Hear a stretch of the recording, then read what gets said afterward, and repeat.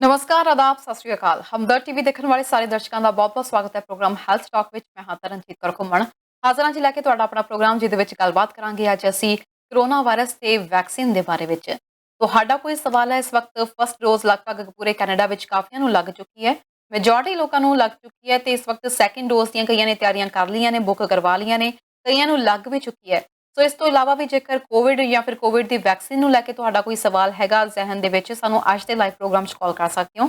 ਸਿਹਤ ਸੰਬੰਧੀ ਕੋਈ ਵੀ ਸਵਾਲ ਹੈ, ਸਾਨੂੰ ਤੁਸੀਂ ਕਾਲ ਕਰ ਸਕਦੇ ਹੋ ਤੁਹਾਡੇ ਸਵਾਲਾਂ ਦੇ ਜਵਾਬ ਦੇਣ ਲਈ। ਤੇ ਅੱਜ ਇਹਨਾਂ ਮੁੱਦਿਆਂ ਉੱਤੇ ਗੱਲਬਾਤ ਕਰਨ ਲਈ ਸਾਡੇ ਨਾਲ ਜੁੜ ਚੁੱਕੇ ਨੇ ਜੀ ਡਾਕਟਰ ਹਰਪ੍ਰੀਤ ਸਿੰਘ ਬਜਾਜ। ਡਾਕਟਰ ਸਾਹਿਬ, ਬਹੁਤ ਬਹੁਤ ਸਵਾਗਤ ਹੈ ਤੁਹਾਡਾ। ਥੈਂਕ ਯੂ ਜੀ, ਸਤਿ ਸ਼੍ਰੀ ਅਕਾਲ ਸਾਰਿਆਂ ਨੂੰ ਮੇਰੇ ਵੱਲੋਂ। ਕੀ ਹਾਲ ਚਾਲ ਨੇ ਸਰ? ਠੀਕ ਹੈ ਜੀ, ਤੁਹਾਡਾ ਕੀ ਹਾਲ ਹੈ ਜੀ ਤਰਨਜੀਤ ਜੀ? ਠੀਕ ਹੈ ਸਰ, ਆਲ ਗੁੱਡ, ਬਹੁਤ ਵਧੀਆ। ਤੇ ਸਰ ਇਸ ਵਕਤ ਆਪਾਂ ਦੇਖ ਰਹੇ ਹਾਂ ਕੈਨੇਡਾ ਦੀ ਸਭ ਤੋਂ ਪਹਿਲਾਂ ਟੌਪ ਨਿਊਜ਼ ਕਿ ਕੈਨੇਡਾ ਵੈਕਸੀਨੇਸ਼ਨ ਦੇ ਮਾਮਲੇ ਦੇ ਵਿੱਚ ਸਭ ਤੋਂ ਅੱਗੇ ਪਹੁੰਚ ਰਿਹਾ ਵਾ ਤੇ ਕਾਫੀ ਇੱਥੋਂ ਦੀ ਜਿਹੜੀ ਆ ਆਬਾਦੀ ਨੂੰ ਵੈਕਸੀਨ ਲੱਗ ਚੁੱਕੀ ਆ। ਫਸਟ ਡੋਜ਼ ਆਲਮੋਸਟ ਕਾਫੀਆਂ ਨੂੰ ਲੱਗ ਗਈ ਆ ਜੀ। ਬਹੁਤ ਸ਼ੁਕਰ ਦੀ ਗੱਲ ਹੈ ਜੀ ਵੀ ਇੱਥੇ ਕੈਨੇਡਾ ਵਿੱਚ ਕੋਈ ਮੈਨੂਫੈਕਚਰਿੰਗ ਨਹੀਂ ਹੈਗੀ ਵੈਕਸੀਨ ਦੀ। ਬਿਲਕੁਲ। ਫਿਰ ਵੀ ਹੁਣ ਪਹਿਲੀ ਡੋਜ਼ ਜਿਹੜੀ ਹੈਗੀ ਆ ਆਲਮੋਸਟ 3 ਵਿੱਚੋਂ 2 ਲੋਕ ਜਿਹੜੇ ਹੈਗੇ ਨੇ ਟੋਟਲ ਪੋਪੂਲੇਸ਼ਨ ਦੀ ਆਪਾਂ ਗੱਲ ਕਰੀਏ ਤੇ ਅਰਾਊਂਡ 65-66% ਲੋਕਾਂ ਨੂੰ ਲੱਗ ਚੁੱਕੀ ਹੈਗੀ ਆ ਫਰਸਟ ਡੋਜ਼ ਜਿਹੜੀ ਹੈਗੀ ਆ। ਪਰ ਆਪਾਂ ਇੱਥੇ ਨਹੀਂ ਠਹਿਰ ਜਾਣਾ ਹੈਗਾ। ਆਪਾਂ ਪਹਿਲੀ ਡੋਜ਼ ਜਿਹੜੀ ਹੈਗੀ ਆ 80% ਤੱਕ ਲਿਜਾਣੀ ਹੈਗੀ ਆ ਤੇ ਦੂਸਰੀ ਡੋਜ਼ ਵੀ ਉਨੀ ਹੀ 80% ਲੋਕਾਂ ਨੂੰ ਫਿਰ ਲੱਗਣੀ ਚਾਹੀਦੀ ਹੈਗੀ ਹੈ, ਤਾਂ ਹੀ ਅਸੀਂ ਕੋਰੋਨਾ ਵਾਇਰਸ ਦੇ ਪੈਂਡੈਮਿਕ ਨੂੰ ਗੁੱਡ ਬਾਏ ਕਰ ਸਕਾਂਗੇ ਮੇਰੇ ਖਿਆਲ। ਬਿਲਕੁਲ ਸਰ। ਸਰ ਆਪਾਂ ਜਿਵੇਂ ਵੈਕਸੀਨ ਦੀ ਹੁਣ ਗੱਲ ਹੋ ਰਹੀ ਆ ਤਾਂ ਸੈਕਿੰਡ ਡੋਜ਼ ਲਗਾਉਣੀ ਵੀ ਕੀ ਓਨੀ ਹੀ ਜ਼ਰੂਰੀ ਹੈ ਜਿੰਨੀ ਪਹਿਲੀ ਡੋਜ਼ ਲਗਾਉਣੀ ਜ਼ਰੂਰੀ ਹੈ? ਕਿੰਨਾ ਕੁ ਮਾਰਜਨ ਰੱਖਣਾ ਪੈਣਾ ਦੋਵਾਂ ਹੀ ਡੋਜ਼ਸ ਨੂੰ ਲਗਾਉਣ ਦੇ ਲਈ?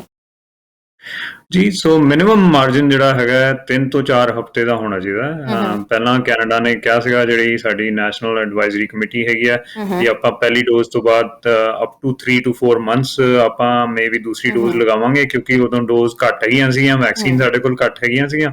ਪਰ ਹੁਣ ਜਿਵੇਂ ਜਿਵੇਂ ਵੈਕਸੀਨ ਵੱਧ ਰਹੀਆਂ ਹੈਗੀਆਂ ਨੇ, ਜਿਹੜੇ ਸਾਡੇ ਕੈਨੇਡਾ ਦੇ ਕੰਟਰੈਕਟਸ ਹੈਗੇ ਸੀ ਉਹ ਫਾਈਜ਼ਰ ਤੇ ਮੋਡਰਨਾ ਹੁਣ ਜ਼ਿਆਦਾ ਸ਼ਿਪਮੈਂਟ ਕਰ ਰਹੀਆਂ ਹੈਗੀਆਂ ਨੇ ਤੇ ਵੈਕਸੀਨ ਜ਼ਿਆਦਾ ਹੋਣ ਦੀ ਵਜ੍ਹਾ ਨਾਲ ਅਸੀਂ 3 ਤੋਂ 4 ਹਫ਼ਤੇ ਵਿੱਚ ਵੀ ਦੂਸਰੀ ਡੋਜ਼ ਲਗਾ ਸਕਦੇ ਹੈਗਾ।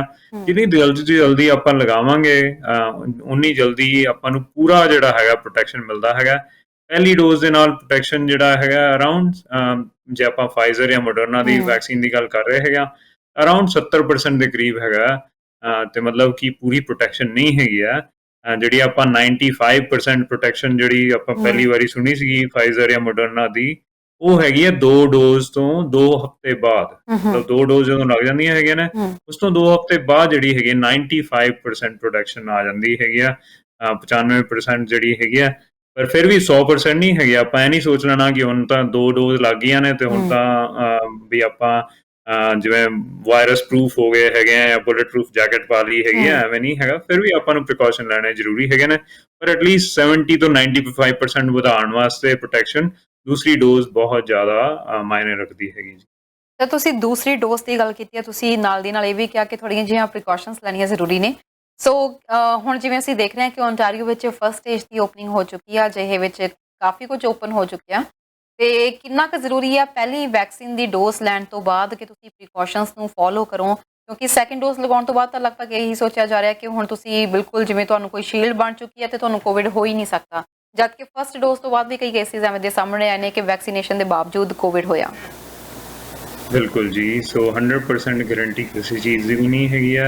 ਆਪਾਂ ਫਿਰ ਵੀ ਜਿਹੜੇ ਪ੍ਰੀਕਾਸ਼ਨ ਦੱਸੇ ਜਾ ਰਹੇ ਨੇ ਉਹ ਸਾਰੇ ਫੋਲੋ ਕਰਨੇ ਜ਼ਰੂਰੀ ਹੈਗੇ ਨੇ। ਪਹਿਲੀ ਡੋਜ਼ ਲੱਗੀ ਹੈ ਤਾਂ ਹੋਰ ਜ਼ਿਆਦਾ ਜ਼ਰੂਰੀ ਹੈਗੇ ਨੇ, ਪਰ ਦੂਸਰੀ ਡੋਜ਼ ਤੋਂ ਬਾਅਦ ਵੀ 100% ਨਹੀਂ ਹੈਗੀ, ਇਸ ਲਈ ਤਾਂ ਵੀ ਜ਼ਰੂਰੀ ਹੈਗੇ ਨੇ। ਸਰ, ਜਿਨ੍ਹਾਂ ਨੂੰ ਇੱਕ ਵਾਰੀ ਵੈਕਸੀਨ ਲੱਗ ਜਾਂਦੀ ਆ, ਸ਼ਾਟਸ ਲੱਗ ਜਾਂਦੇ ਨੇ, ਪਹਿਲੇ ਜਾਂ ਦੂਸਰੇ ਦੋਵੇਂ ਡੋਜ਼ ਲੱਗ ਜਾਂਦੇ ਨੇ, ਤਾਂ ਕੀ ਤਾਂ ਵੀ ਉਹਨਾਂ ਨੂੰ ਚਾਂਸਿਸ ਹੈਗੇ ਆ ਕੋਵਿਡ ਹੋਣ ਦੇ? ਤੇ ਜੇ ਚਾਂਸਿਸ ਹੈਗੇ ਆ ਤਾਂ ਕੀ ਉਹ ਅੱਗੇ ਸਪਰੈਡ ਹੋ ਸਕਦਾ ਆ ਜਾਂ ਉਹ ਆਪਣੇ ਤੱਕ ਹੀ ਸੀਮਿਤ ਰੱਖ ਸਕਦੇ ਆ ਵਾਇਰਸ? ਜੀ ਸੋ ਘੱਟ ਚਾਂਸਿਸ ਹੈਗੇ ਆ, ਜਿਵੇਂ ਆਪਾਂ ਕਿਹਾ ਹੈਗਾ। ਮੈਂ ਇਹਦੇ ਬਾਰੇ ਗੱਲ ਕਰਾਂਗੀ ਸਰ, ਪਹਿਲਾਂ ਇੱਕ ਦਰਸ਼ਕ ਜੁੜ ਗਏ ਨੇ, ਉਹਨਾਂ ਦਾ ਆਪਾਂ ਸਵਾਲ ਲੈ ਲਈਏ। ਹੈਲੋ ਜੀ, ਸਤਿ ਸ਼੍ਰੀ ਅਕਾਲ ਜੀ, ਕਿੱਥੋਂ ਬੋਲ ਰਹੇ ਹੋ ਤੇ ਕੀ ਸਵਾਲ ਹੈ ਤੁਹਾਡਾ? ਸਤਿ ਸ਼੍ਰੀ ਅਕਾਲ ਜੀ, ਮੈਂ ਕਦੋਂ ਬੋਲਦਾ ਜੀ? ਜੀ ਡਾਕਟਰ ਸਾਹਿਬ ਨਾਲ ਗੱਲ ਕਰਨੀ ਜੀ। ਹਾਂਜੀ ਦੱਸੋ ਜੀ ਡਾਕਟਰ ਸਾਹਿਬ, ਤੁਹਾਨੂੰ ਸੁਣ ਰਹੇ ਨੇ, ਕੀ ਸਵਾਲ ਹੈ ਤੁਹਾਡਾ? ਮੇਰਾ ਸਵਾਲ ਹੈ ਜੀ, ਇੱਕ ਮੈਂ ਆਇਰਨ ਦੀਆਂ ਗੋਲੀਆਂ ਖਾਣਾ ਜੀ। ਆਇਰਨ ਦੀਆਂ? ਜੀ ਹਾਂਜੀ, ਉਹਨਾਂ ਦਾ ਨੁਕਸਾਨ ਕੀ ਹੈ ਜੀ, ਪੁੱਛਣਾ ਸੀ ਨਾ ਤੋਂ। ਜੀ, ਆਇਰਨ ਦੀਆਂ ਗੋਲੀਆਂ ਖਾਣ ਦੇ ਕੀ ਨੁਕਸਾਨ ਨੇ, ਤੁਸੀਂ ਇਹ ਪੁੱਛਣਾ ਚਾਹੁੰਦੇ ਹੋ? ਹਾਂਜੀ ਹਾਂਜੀ ਬਸ ਇਹੀ ਡਾਕਟਰ ਬਤੇਰੇ ਕੋਲ ਹਾਂਜੀ ਵੀ ਇਹਨਾਂ ਦਾ ਨੁਕਸਾਨ ਕੀ ਹੈਗਾ ਜੀ? ਜੀ ਤੁਹਾਡਾ ਬਸ ਕੱਲਾ ਇਹੀ ਸਵਾਲ ਹੈ ਜਾਂ ਇਸ ਤੋਂ ਇਲਾਵਾ ਵੀ ਕੋਈ ਸਵਾਲ ਹੈ? ਮੇਰੇ ਲੱਤਾਂ ਬਹੁਤ ਦੁਖਦੀਆਂ ਥੱਲੇ, ਸਾਰੀਆਂ ਲੱਤਾਂ ਹੇਠੋਂ। ਜੀ ਤੁਸੀਂ ਟੀਵੀ ਸਕਰੀਨ ਤੇ ਆਨਸਰ ਸੁਣ ਸਕਦੇ ਹੋ ਥੱਲੇ ਜੀ। ਹੈ ਜੀ। ਜੀ ਠੀਕ ਹੈ ਜੀ, ਤੁਸੀਂ ਟੀਵੀ ਤੇ ਆਨਸਰ ਸੁਣ ਲਿਓ ਜੀ। ਕਾਲ ਕਰਨ ਲਈ ਥੈਂਕ ਯੂ ਤੁਹਾਡਾ ਜੀ। ਸਰ ਨੈਕਸਟ ਕਾਲਰ ਵੀ ਜੁੜ ਗਏ ਨੇ, ਅਸੀਂ ਉਹਨਾਂ ਦੀ ਵੀ ਕਾਲ ਲੈ ਲਈਏ, ਫਿਰ ਅਸੀਂ ਇੱਕ ਇੱਕ ਕਰਕੇ ਨਾਲ ਦੀ ਨਾਲ ਆਨਸਰਸ ਕਰਦੇ ਹਾਂ। ਸਤਿ ਸ਼੍ਰੀ ਅਕਾਲ ਜੀ, ਕਿੱਥੋਂ ਬੋਲ ਰਹੇ ਹੋ ਤੇ ਕੀ ਸਵਾਲ ਹੈ? ਹਾਂਜੀ ਸਤਿ ਸ਼੍ਰੀ ਅਕਾਲ ਭੈਣ। ਸਤਿ ਸ਼੍ਰੀ ਅਕਾਲ ਜੀ।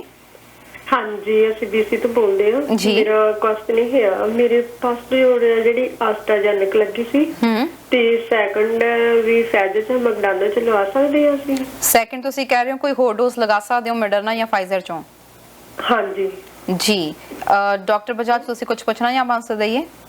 ਕਿੰਨੀ ਦੇਰ ਹੋ ਗਈ ਜੀ ਫਰਸਟ ਡੋਜ਼ ਲੱਗੇ ਨੂੰ? ਫਰਸਟ ਡੋਜ਼ ਲੱਗੀ ਨੂੰ ਤੁਹਾਨੂੰ ਕਿੰਨਾ ਟਾਈਮ ਹੋ ਗਿਆ? ਮੈਨੂੰ 6 ਅਪ੍ਰੈਲ ਦੀ ਲੱਗੀ ਹੋਈ ਆ। 6 ਅਪ੍ਰੈਲ ਨੂੰ ਲੱਗੀ ਸੀ ਸਰ। ਠੀਕ ਹੈ ਜੀ, ਤੁਸੀਂ ਟੀਵੀ ਸਕਰੀਨ ਤੇ ਆਨਸਰ ਸੁਣ ਸਕਦੇ ਹੋ। ਕਾਲ ਕਰਨ ਲਈ ਸ਼ੁਕਰੀਆ ਤੁਹਾਡਾ। ਥੈਂਕ ਯੂ ਜੀ ਸਰ, ਪਹਿਲਾਂ ਜਿਨ੍ਹਾਂ ਦੀ US ਤੋਂ ਕਾਲ ਆਈ ਸੀ, ਆਇਰਨ ਦੀ ਕਹਿ ਰਿਹਾ ਉਹ ਖਾ ਰਹੇ ਨੇ, ਕੈਪਸੂਲਸ ਖਾ ਰਹੇ ਨੇ, ਤੇ ਕੀ ਨੁਕਸਾਨ ਹੋ ਸਕਦੇ ਆ ਆਇਰਨ ਦੀਆਂ ਗੋਲੀਆਂ ਖਾਣ ਦੇ, ਕਿਉਂਕਿ ਉਹਨਾਂ ਦੀਆਂ ਲੱਤਾਂ ਦਰਦ ਕਰਦੀਆਂ ਰਹਿੰਦੀਆਂ ਨੇ ਤੇ ਉਹਨਾਂ ਨੂੰ ਸ਼ਾਇਦ ਪ੍ਰਿਸਕ੍ਰਾਈਬ ਕੀਤਾ ਹੋਣਾ ਡਾਕਟਰ ਨੇ। ਜੀ ਸਹੀ ਗੱਲ ਹੈ ਜੀ, ਲੱਤਾਂ ਦਰਦ ਕਰਨ ਦਾ ਕਾਰਨ ਐਨੀਮੀਆ ਹੋ ਸਕਦਾ ਹੈ, ਵੀ ਹੀਮੋਗਲੋਬਿਨ ਘੱਟ ਹੋਵੇ ਤੇ ਉਹਦੇ ਵਾਸਤੇ ਜ਼ਿਆਦਾਤਰ ਫਿਰ ਆਇਰਨ ਦੀ ਕਮੀ ਦੀ ਵਜ੍ਹਾ ਨਾਲ ਹੁੰਦਾ ਹੈ ਐਨੀਮੀਆ। ਆਇਰਨ ਦੀ ਗੋਲੀ ਜਿਹੜੀ ਹੈਗੀ ਹੈ ਉਹਦਾ ਕਨਸਟੀਪੇਸ਼ਨ, ਕਬਜੀ ਜਿਹੜੀ ਹੈਗੀ ਹੈ ਉਹ ਸਾਈਡ ਇਫੈਕਟ ਹੋ ਸਕਦਾ ਹੈਗਾ। ਜੇ ਕਬਜੀ ਦੀ ਸ਼ਿਕਾਇਤ ਹੋ ਰਹੀ ਹੈਗੀ ਹੈ, ਪ੍ਰੋਬਲਮ ਆ ਰਹੀ ਹੈਗੀ ਹੈ, ਤੇ ਫਿਰ ਕਬਜੀ ਦੇ ਵਿੱਚ ਕਬਜੀ ਦੇ ਵਾਸਤੇ ਆਪਾਂ फाइबर सप्लीमेंट ਜਾਂ ਇਸਬਗੋਲ ਇਹੋ ਜਿਹੀਆਂ ਚੀਜ਼ਾਂ ਲੈ ਕੇ ਜਾਂ ਫਿਰ ਫਰੂਟ ਖਾ ਕੇ, ਪਪੀਤਾ ਖਾ ਕੇ, ਪ੍ਰੂਨ ਖਾ ਕੇ ਕਬਜ਼ ਦਾ ਇਲਾਜ ਜਿਹੜਾ ਹੈਗਾ ਕਰ ਸਕਦੇ ਹੈਗਾ। ਹੋਰ ਕੋਈ ਐਵੇਂ ਸਾਈਡ ਇਫੈਕਟ ਨਹੀਂ ਹੁੰਦੇ ਆਇਰਨ ਦੀ ਗੋਲੀ ਦੇ। ਆਪਾਂ ਆਫਕੋਰਸ ਬਲੱਡ ਟੈਸਟ ਜ਼ਰੂਰੀ ਕਰਾਈਏ, ਫਿਰ ਦੇਖੀਏ ਕਿ ਆਇਰਨ ਪੂਰਾ ਹੋ ਗਿਆ ਹੈਗਾ। ਜਦੋਂ ਪੂਰਾ ਹੋ ਜਾਂਦਾ ਫਿਰ ਆਪਾਂ ਨੂੰ ਹੋਰ ਖਾਣ ਦੀ ਜ਼ਰੂਰਤ ਨਹੀਂ ਪੈਂਦੀ ਹੈਗੀ। ਉਸ ਤੋਂ ਬਾਅਦ ਫਿਰ ਤੁਸੀਂ ਡਾਕਟਰ ਨਾਲ ਸਲਾਹ ਕਰ ਲੈਣੀ ਹੈਗੀ। ਜੀ ਨੈਕਸਟ ਮੈਮ ਦੀ ਕਾਲ ਆਈ ਸੀ ਤੇ ਉਹਨਾਂ ਦਾ ਪੁੱਛਣਾ ਸੀ ਕਿ ਉਹਨਾਂ ਨੂੰ ਫਰਸਟ ਡੋਜ਼ ਐਸਟਰਾਜ਼ੈਨੇਕਾ ਦੀ ਲੱਗੀ ਸੀ 6 ਅਪ੍ਰੈਲ ਨੂੰ, ਤੇ ਉਹ ਪੁੱਛਣਾ ਚਾਹੁੰਦੇ ਨੇ ਸੈਕੰਡ ਡੋਜ਼ ਉਹ ਕਿਸੇ ਹੋਰ ਵੈਕਸੀਨ ਦੀ ਲਗਾ ਸਕਦੇ ਨੇ, ਮੋਡਰਨਾ ਜਾਂ ਫਾਈਜ਼ਰ ਦੀ? ਜੀ ਬਿਲਕੁਲ। ਸੋ 8 ਹਫ਼ਤੇ ਤੋਂ ਜ਼ਿਆਦਾ ਹੋ ਗਏ ਹੈਗੇ ਨੇ ਉਹਨਾਂ ਨੂੰ ਲੱਗੇ ਹੋਏ ਪਹਿਲੀ ਡੋਜ਼ ਜਿਹੜੀ ਹੈਗੀ ਆ। ਤੇ ਉਹ ਮੇਰੇ ਖਿਆਲ BC ਤੋਂ ਕਹਿ ਰਹੇ ਸੀਗੇ, ਗੱਲ ਕਰ ਰਹੇ ਹੈਗੇ ਨੇ। ਹਰ ਜਗ੍ਹਾ ਹੀ ਹੁਣ ਜੇ ਤੁਹਾਨੂੰ 8 ਹਫ਼ਤੇ ਤੋਂ ਜ਼ਿਆਦਾ ਹੋ ਗਏ ਨੇ ਤੇ ਦੂਸਰੀ ਡੋਜ਼ ਤੁਸੀਂ ਲਗਵਾ ਸਕਦੇ ਹੈਗੇ ਹੋ। ਤੁਹਾਡੀ ਚੋਇਸ ਹੈਗੀ ਆ, ਤੁਸੀਂ ਐਸਟਰਾਜ਼ੈਨੇਕਾ ਲਗਵਾਉਣਾ ਚਾਹੁੰਦੇ ਹੋ ਤਾਂ ਐਸਟਰਾਜ਼ੈਨੇਕਾ ਵੀ ਲੱਗ ਸਕਦੀ ਹੈਗੀ ਆ। ਜੇ ਤੁਹਾਨੂੰ ਪਹਿਲਾਂ ਕੋਈ ਪ੍ਰੋਬਲਮ ਨਹੀਂ ਆਈ ਸੀਗੀ ਤੇ ਤੁਸੀਂ ਐਸਟਰਾਜ਼ੈਨੇਕਾ ਵੀ ਲਗਵਾ ਸਕਦੇ ਹੈਗੇ ਹੋ। ਪਰ ਜੇ ਤੁਹਾਨੂੰ ਕੋਈ ਪ੍ਰੋਬਲਮ ਆਈ ਸੀਗੀ ਜਾਂ ਤੁਹਾਨੂੰ ਡਰ ਲੱਗਦਾ ਹੈਗਾ ਬਲੱਡ ਕਲੌਟ ਦਾ ਇਸ਼ੂ ਜਿਹੜਾ ਆਇਆ ਸੀਗਾ ਉਹਦੇ ਬਾਰੇ ਸੋਚ ਕੇ ਸੁਣ ਕੇ, ਤੇ ਤੁਸੀਂ ਦੂਸਰੀ ਡੋਜ਼ ਵੀ ਲਗਵਾ ਸਕਦੇ ਹੈਗੇ ਹੋ ਫਾਈਜ਼ਰ ਜਾਂ ਮੋਡਰਨਾ ਦੀ। ਤੇ ਕੁਝ ਸਟੱਡੀਜ਼ ਜਿਹੜੀਆਂ ਆਈਆਂ ਹੈਗੀਆਂ ਨੇ ਉਹਦੇ ਮੁਤਾਬਕ ਜੇ ਆਪਾਂ ਦੂਸਰੀ ਡੋਜ਼ ਜਿਹੜੀ ਹੈਗੀ ਆ, ਪਹਿਲੀ ਡੋਜ਼ ਐਸਟਰਾਜ਼ੈਨੇਕਾ ਦੀ ਜਿਹਨਾਂ ਨੂੰ ਲੱਗੀ ਸੀਗੀ, ਦੂਸਰੀ ਜੇ ਅਸੀਂ ਫਾਈਜ਼ਰ ਦੀ ਲਗਵਾਉਂਦੇ ਹੈਗੇ ਆ ਮੰਨ ਲਓ, ਤੇ ਉਹਦੇ ਨਾਲ ਇਮਿਊਨ ਸਿਸਟਮ ਜਿਹੜਾ ਬੂਸਟ ਹੁੰਦਾ ਹੈਗਾ ਉਹ ਜ਼ਿਆਦਾ ਹੁੰਦਾ ਹੈ। ਵੀ ਆਪਣੀ ਇਮਿਊਨ ਸਿਸਟਮ ਜਿਹੜੀ ਆਪਣੀ ਅੰਦਰੂਨੀ ਸ਼ਕਤੀ ਹੁੰਦੀ ਹੈ, ਜਿਹੜਾ ਵਾਇਰਸ ਨੂੰ ਫਾਈਟ ਕਰਨ ਦੀ ਸ਼ਕਤੀ ਹੁੰਦੀ ਹੈ, ਉਹ ਸਗੋਂ ਜ਼ਿਆਦਾ ਬਣਦੀ ਹੈਗੀ ਹੈ ਜੇ ਦੂਸਰਾ ਵੈਕਸੀਨ ਦੂਸਰੀ ਕੰਪਨੀ ਦਾ ਲਗਵਾਈਏ, ਜੇ ਪਹਿਲੀ ਐਸਟਰਾਜ਼ੈਨੇਕਾ ਦੀ ਲੱਗੀ ਸੀ। ਜੀ ਪਰ ਇੱਥੇ ਮੈਂ ਇਹ ਵੀ ਕਹਿਣਾ ਚਾਹਾਂਗਾ, ਜੇ ਫਾਈਜ਼ਰ ਦੀ ਲੱਗੀ ਸੀਗੀ ਜਾਂ ਮੋਡਰਨਾ ਦੀ ਲੱਗੀ ਸੀਗੀ ਤਾਂ ਰეკਮੈਂਡਡ ਹਾਲੇ ਉਹੀ ਹੈਗਾ ਕਿ ਆਪਾਂ ਉਹ ਸੇਮ ਕੰਪਨੀ ਦੀ ਹੀ ਦੂਸਰੀ ਡੋਜ਼ ਲਗਵਾਈਏ। ਪਰ ਜੇ ਐਸਟਰਾਜ਼ੈਨੇਕਾ ਦੀ ਲੱਗੀ ਸੀ ਫਿਰ ਤੁਸੀਂ ਫਾਈਜ਼ਰ ਜਾਂ ਮੋਡਰਨਾ ਦੂਸਰੀ ਡੋਜ਼ ਹੁਣ ਲਗਵਾ ਸਕਦੇ ਹੋ। ਸਰ ਜੇ ਐਸਟਰਾਜ਼ੈਨੇਕਾ ਵਾਲੇ ਐਸਟਰਾਜ਼ੈਨੇਕਾ ਹੀ ਲਗਵਾਉਣ ਵਿੱਚ ਕੋਈ ਪ੍ਰੋਬਲਮ ਤਾਂ ਨਹੀਂ ਹੈਗੀ? ਕਿਉਂਕਿ ਇਸ ਵਕਤ ਬਹੁਤ ਜ਼ਿਹਨ ਦੇ ਵਿੱਚ ਆਇਆ ਹੋਇਆ ਐਸਟਰਾਜ਼ੈਨੇਕਾ ਨੂੰ ਲੈ ਕੇ ਕੁਝ ਖਬਰਾਂ ਇਹ ਜਿਹੀਆਂ ਆ ਰਹੀਆਂ ਨੇ। ਸੋ ਕਈਆਂ ਨੂੰ ਇਹ ਹੈ ਕਿ ਜੇ ਅਸੀਂ ਮਿਕਸ ਡੋਜ਼ ਲਗਾ ਲਈਏ, ਜਾਂ ਕਈ ਇਹ ਵੀ ਨੇ ਕਿ ਜੇ ਐਸਟਰਾਜ਼ੈਨੇਕਾ ਲੱਗੀ ਆ ਤਾਂ ਐਸਟਰਾਜ਼ੈਨੇਕਾ ਹੀ ਲਗਾ ਲਈਏ, ਕੋਈ ਸਾਈਡ ਇਫੈਕਟ ਤਾਂ ਨਹੀਂ ਹੋਏਗਾ? ਨਹੀਂ, ਜਿਹੜਾ ਸਾਈਡ ਇਫੈਕਟ ਦੀ ਆਪਾਂ ਗੱਲ ਕੀਤੀ ਹੈਗੀ ਪਹਿਲਾਂ ਇਸ ਪ੍ਰੋਗਰਾਮ ਤੇ ਵੀ ਤਰਨ ਜੀ, ਉਹ ਹੈਗੀ ਸੀਗੀ ਬਲੱਡ ਕਲੌਟਸ ਦੇ ਇਸ਼ੂ ਦੀ। ਤੇ ਉਹ ਪਹਿਲੇ ਡੋਜ਼ ਤੋਂ ਬਾਅਦ 50,000 ਚੋਂ ਇੱਕ ਨੂੰ ਬਲੱਡ ਕਲੌਟ ਦਾ ਇਸ਼ੂ ਆਇਆ ਸੀਗਾ। ਦੇਖਿਆ ਗਿਆ ਹੈਗਾ ਕਿ ਜੇ ਪਹਿਲੇ ਡੋਜ਼ ਤੋਂ ਬਾਅਦ ਐਸਟਰਾਜ਼ੈਨੇਕਾ ਦੀ ਕੋਈ ਐਵੇਂ ਬਲੱਡ ਕਲੌਟ ਦਾ ਇਸ਼ੂ ਨਹੀਂ ਆਇਆ ਸੀਗਾ, ਤੇ ਦੂਸਰੀ ਡੋਜ਼ ਤੋਂ ਬਾਅਦ ਵੀ ਨਹੀਂ ਆਉਂਦਾ ਹੈਗਾ। ਜਿਹਨਾਂ ਨੂੰ ਨਹੀਂ ਆਇਆ ਸੀਗਾ ਪਹਿਲੀ ਡੋਜ਼ ਤੋਂ ਬਾਅਦ, ਦੂਸਰੀ ਡੋਜ਼ ਤੋਂ ਬਾਅਦ ਐਵੇਂ ਨਹੀਂ ਹੋ ਜਾਂਦਾ ਹੈਗਾ।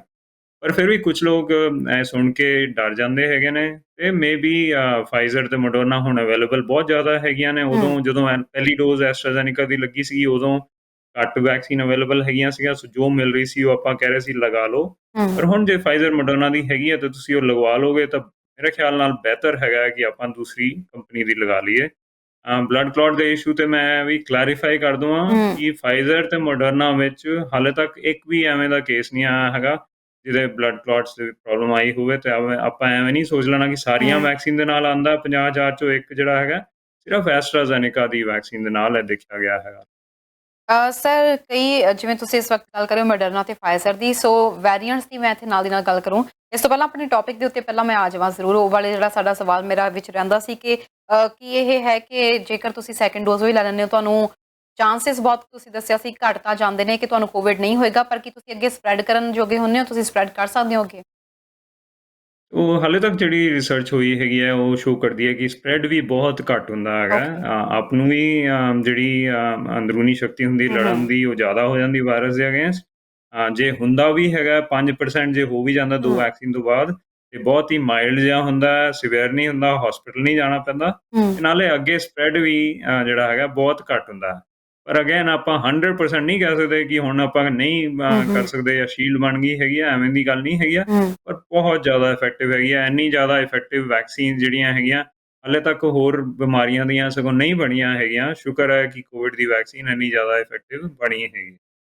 ਮਿਕਸਡ ਡੋਜ਼ ਮਤਲਬ ਕਿ ਇਸ ਵਕਤ ਕੈਨੇਡਾ ਦੇ ਹੈਲਥ ਵਿਭਾਗ ਵੱਲੋਂ ਵੀ ਇਹ ਚੀਜ਼ ਕਹਿ ਦਿੱਤੀ ਗਈ ਹੈ ਕਿ ਤੁਸੀਂ ਮਿਕਸਡ ਡੋਜ਼ ਲੈ ਸਕਦੇ ਹੋ। ਸੋ ਜਿਨ੍ਹਾਂ ਨੇ ਜੇ ਪਹਿਲੀ ਐਸਟਰਾਜ਼ੈਨੇਕਾ ਦੀ ਲਈ ਹੈ ਸੋ ਸੈਕਿੰਡ ਡੋਜ਼ ਉਹ ਆਪਣੀ ਮਰਜ਼ੀ ਨਾਲ ਲੈ ਸਕਦੇ ਆ ਜਾਂ ਜਿਹੜੀ ਉਹਨਾਂ ਨੂੰ ਅਵੇਲੇਬਲ ਹੋਏਗੀ ਮੋਡਰਨਾ ਜਾਂ ਫਾਈਜ਼ਰ ਉਹੀ ਲੈਣਗੇ? ਨਹੀਂ, ਤੁਸੀਂ ਚੂਜ਼ ਕਰ ਸਕਦੇ ਹੈਗੇ ਹੋ। ਐਸਟਰਾਜ਼ੈਨੇਕਾ ਦੀ ਜੇ ਲੈਣਾ ਚਾਹੁੰਦੇ ਹੈਗੇ ਹੋ ਤੁਸੀਂ ਕਹਿ ਸਕਦੇ ਹੈਗੇ ਹੋ ਜਦੋਂ ਬੁਕਿੰਗ ਕਰਾਉਣੀ ਹੈਗੀ ਆ ਮੈਂ ਐਸਟਰਾਜ਼ੈਨੇਕਾ ਦੀ ਲੈਣਾ ਚਾਹੁੰਦੇ ਹੈਗੇ ਆ। ਜਾਂ ਫਿਰ ਜੇ ਤੁਸੀਂ ਨਹੀਂ ਲੈਣਾ ਚਾਹੁੰਦੇ ਤਾਂ ਕਹਿ ਸਕਦੇ ਹੋ ਮੈਂ ਐਸਟਰਾਜ਼ੈਨੇਕਾ ਦੀ ਨਹੀਂ ਲੈਣਾ ਚਾਹੁੰਦਾ ਹੈਗਾ ਜਾਂ ਚਾਹੁੰਦੀ ਹੈਗੇ ਆ ਤੇ ਫਾਈਜ਼ਰ ਜਾਂ ਮੋਡਰਨਾ ਜੋ ਅਵੇਲੇਬਲ ਹੋਏਗੀ ਉਹ ਲੈ ਸਕਦੇ ਹੈਗੇ ਹੋ। ਸੋ ਹੁਣ ਕਿਉਂਕਿ ਅਵੇਲੇਬਿਲਿਟੀ ਕਾਫੀ ਜ਼ਿਆਦਾ ਹੈਗੀ ਹੈ ਤਰਨਜੀਤ ਜੀ। 2 ਮਹੀਨੇ ਪਹਿਲਾਂ ਜਦੋਂ ਆਪਾਂ ਗੱਲ ਕਰਦੇ ਸੀਗੇ ਤਾਂ ਬਹੁਤ ਘੱਟ ਵੈਕਸੀਨ ਹੈਗੀਆਂ ਸੀਗੀਆਂ। ਹੁਣ ਬਹੁਤ ਐਸੇ ਹਫ਼ਤੇ 9 ਮਿਲੀਅਨ ਵੈਕਸੀਨ ਆਈਆਂ ਨੇ ਕੈਨੇਡਾ ਦੇ ਵਿੱਚ ਕਿਉਂਕਿ ਇੰਨੀਆਂ ਵੈਕਸੀਨ ਅਵੇਲੇਬਲ ਹੈਗੀਆਂ ਤੇ ਤੁਸੀਂ ਚੂਜ਼ ਵੀ ਕਰ ਸਕਦੇ ਹੈਗੇ। ਬਿਲਕੁਲ ਸਰ, ਵੇਰੀਐਂਟਸ ਦੀ ਮੈਂ ਥੋੜੀ ਜਿਹੀ ਇੱਥੇ ਗੱਲ ਕਰੂੰਗੀ। ਇਸ ਵਕਤ ਡੈਲਟਾ ਵੇਰੀਐਂਟ ਕਾਫੀ ਜ਼ਿਆਦਾ ਸੁਰਖੀਆਂ ਵਿੱਚ ਹੈ। ਯੂਕੇ ਵਿੱਚ ਅਸੀਂ ਦੇਖਿਆ ਕਿ ਯੂਕੇ 'ਚ ਕਾਫੀ ਜ਼ਿਆਦਾ ਮਾਮਲੇ ਵੱਧ ਗਏ ਨੇ, ਉੱਥੇ 4 ਹਫ਼ਤੇ ਲਈ ਲੋਕਡਾਊਨ ਲਗਾ ਦਿੱਤਾ ਗਿਆ। ਕੈਨੇਡਾ ਵਿੱਚ ਇਹਦੀ ਗੱਲ ਕਰਾਂਗੇ, ਕੇਸਿਸ ਆ ਰਹੇ ਨੇ। ਇੱਕ ਦਰਸ਼ਕ ਪਹਿਲਾਂ ਜੁੜ ਗਏ ਨੇ। ਸਤਿ ਸ਼੍ਰੀ ਅਕਾਲ ਜੀ, ਕਿੱਥੋਂ ਬੋਲ ਰਹੇ ਹੋ ਤੇ ਕੀ ਸਵਾਲ ਹੈ? ਹਾਂਜੀ ਰਾਜੀ, ਇੱਥੋਂ ਹੀ ਬੋਲਦੇ ਆ ਬੇਟਾ। ਹਾਂਜੀ, ਮੈਂ ਪੁੱਛਣਾ ਸੀਗਾ ਵੀ 62 ਸਾਲ ਏਜ ਆ ਮੇਰੀ, ਮੈਂ ਦੂਜੀ ਡੋਜ਼ ਲਗਵਾ ਸਕਦੀ ਹਾਂ? ਫਿਰ ਵੀ 2 ਡੋਜ਼ਾਂ ਲੱਗੀਆਂ ਤੇ ਬਾਅਦ ਵਿੱਚ ਕਿੰਨਾ ਚਿਰ ਅਸਰ ਰਹਿੰਦਾ ਹੈ ਇਹਨਾਂ ਦੋਵਾਂ ਦਾ? ਜੀ ਤੁਹਾਨੂੰ ਪਹਿਲੀ ਡੋਜ਼ ਕਦੋਂ ਲੱਗੀ ਸੀ? 9 ਅਪ੍ਰੈਲ ਨੂੰ। 9 ਅਪ੍ਰੈਲ ਨੂੰ।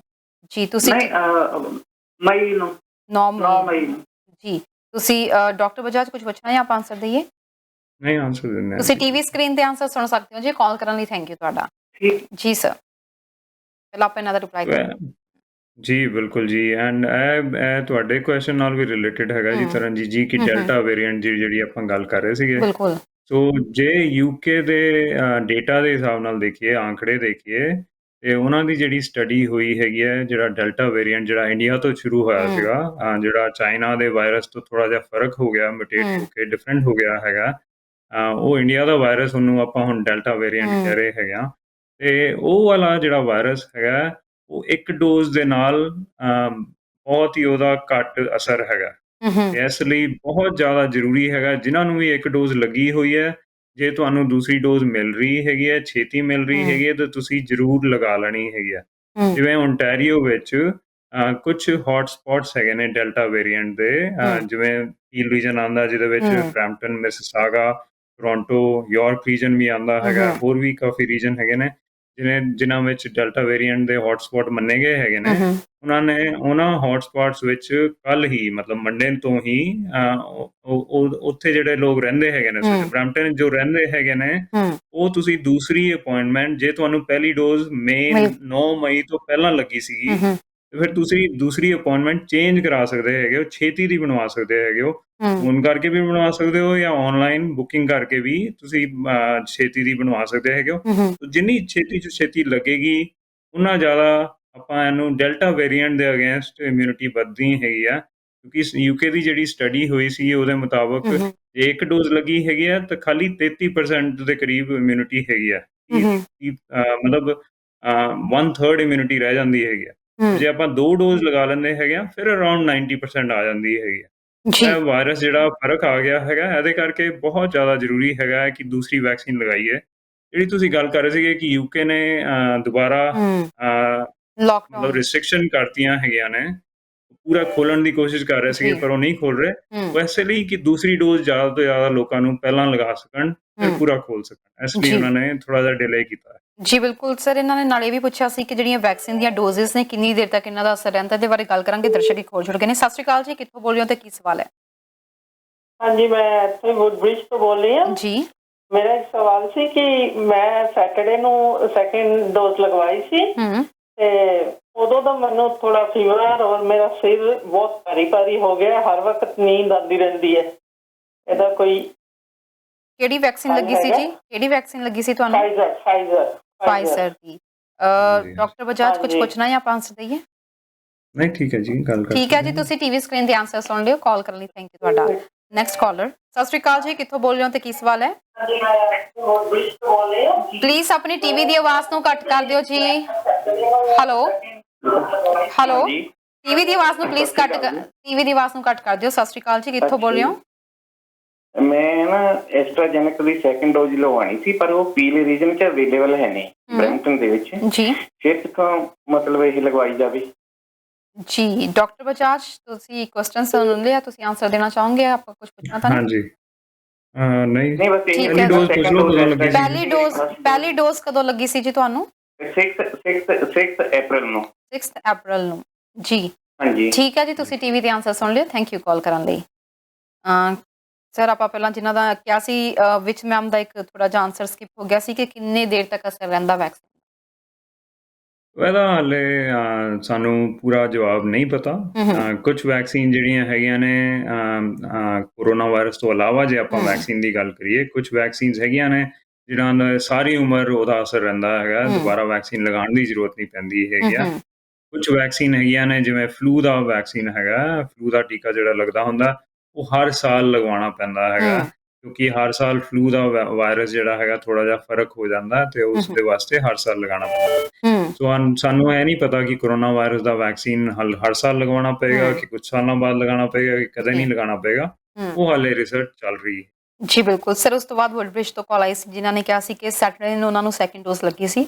ਉਸ ਦਿਨ ਤੋਂ ਥੋੜਾ ਜਿਹਾ ਪਹਿਲਾਂ ਫੀਵਰ ਹੋਇਆ ਤੇ ਹੁਣ ਸਿਰ ਭਾਰੀ ਰਹਿ ਰਿਹਾ ਤੇ ਉਹ ਕੀ ਕਰ ਸਕਦੇ ਨੇ? ਫਾਈਜ਼ਰ ਦੀ ਡੋਜ਼ ਲੱਗੀ ਸੀ ਇਹਨਾਂ ਨੂੰ। ਇਹਦੇ ਬਾਰੇ ਇਹਨਾਂ ਦਾ ਆਪਾਂ ਰਿਪਲਾਈ ਕਰਾਂਗੇ। ਪਹਿਲਾਂ ਇੱਕ ਦਰਸ਼ਕ ਜੁੜ ਗਏ ਨੇ। ਸਤਿ ਸ਼੍ਰੀ ਅਕਾਲ ਜੀ, ਕਿੱਥੋਂ ਬੋਲ ਰਹੇ ਹੋ ਤੇ ਕੀ ਸਵਾਲ ਹੈ? ਹਾਂਜੀ, ਸਤਿ ਸ਼੍ਰੀ ਅਕਾਲ ਜੀ, ਮੈਂ ਆਪਣੇ ਬੋਲ ਰਿਹਾ ਹਾਂ ਬਰੈਂਪਟਨ ਤੋਂ ਜੀ।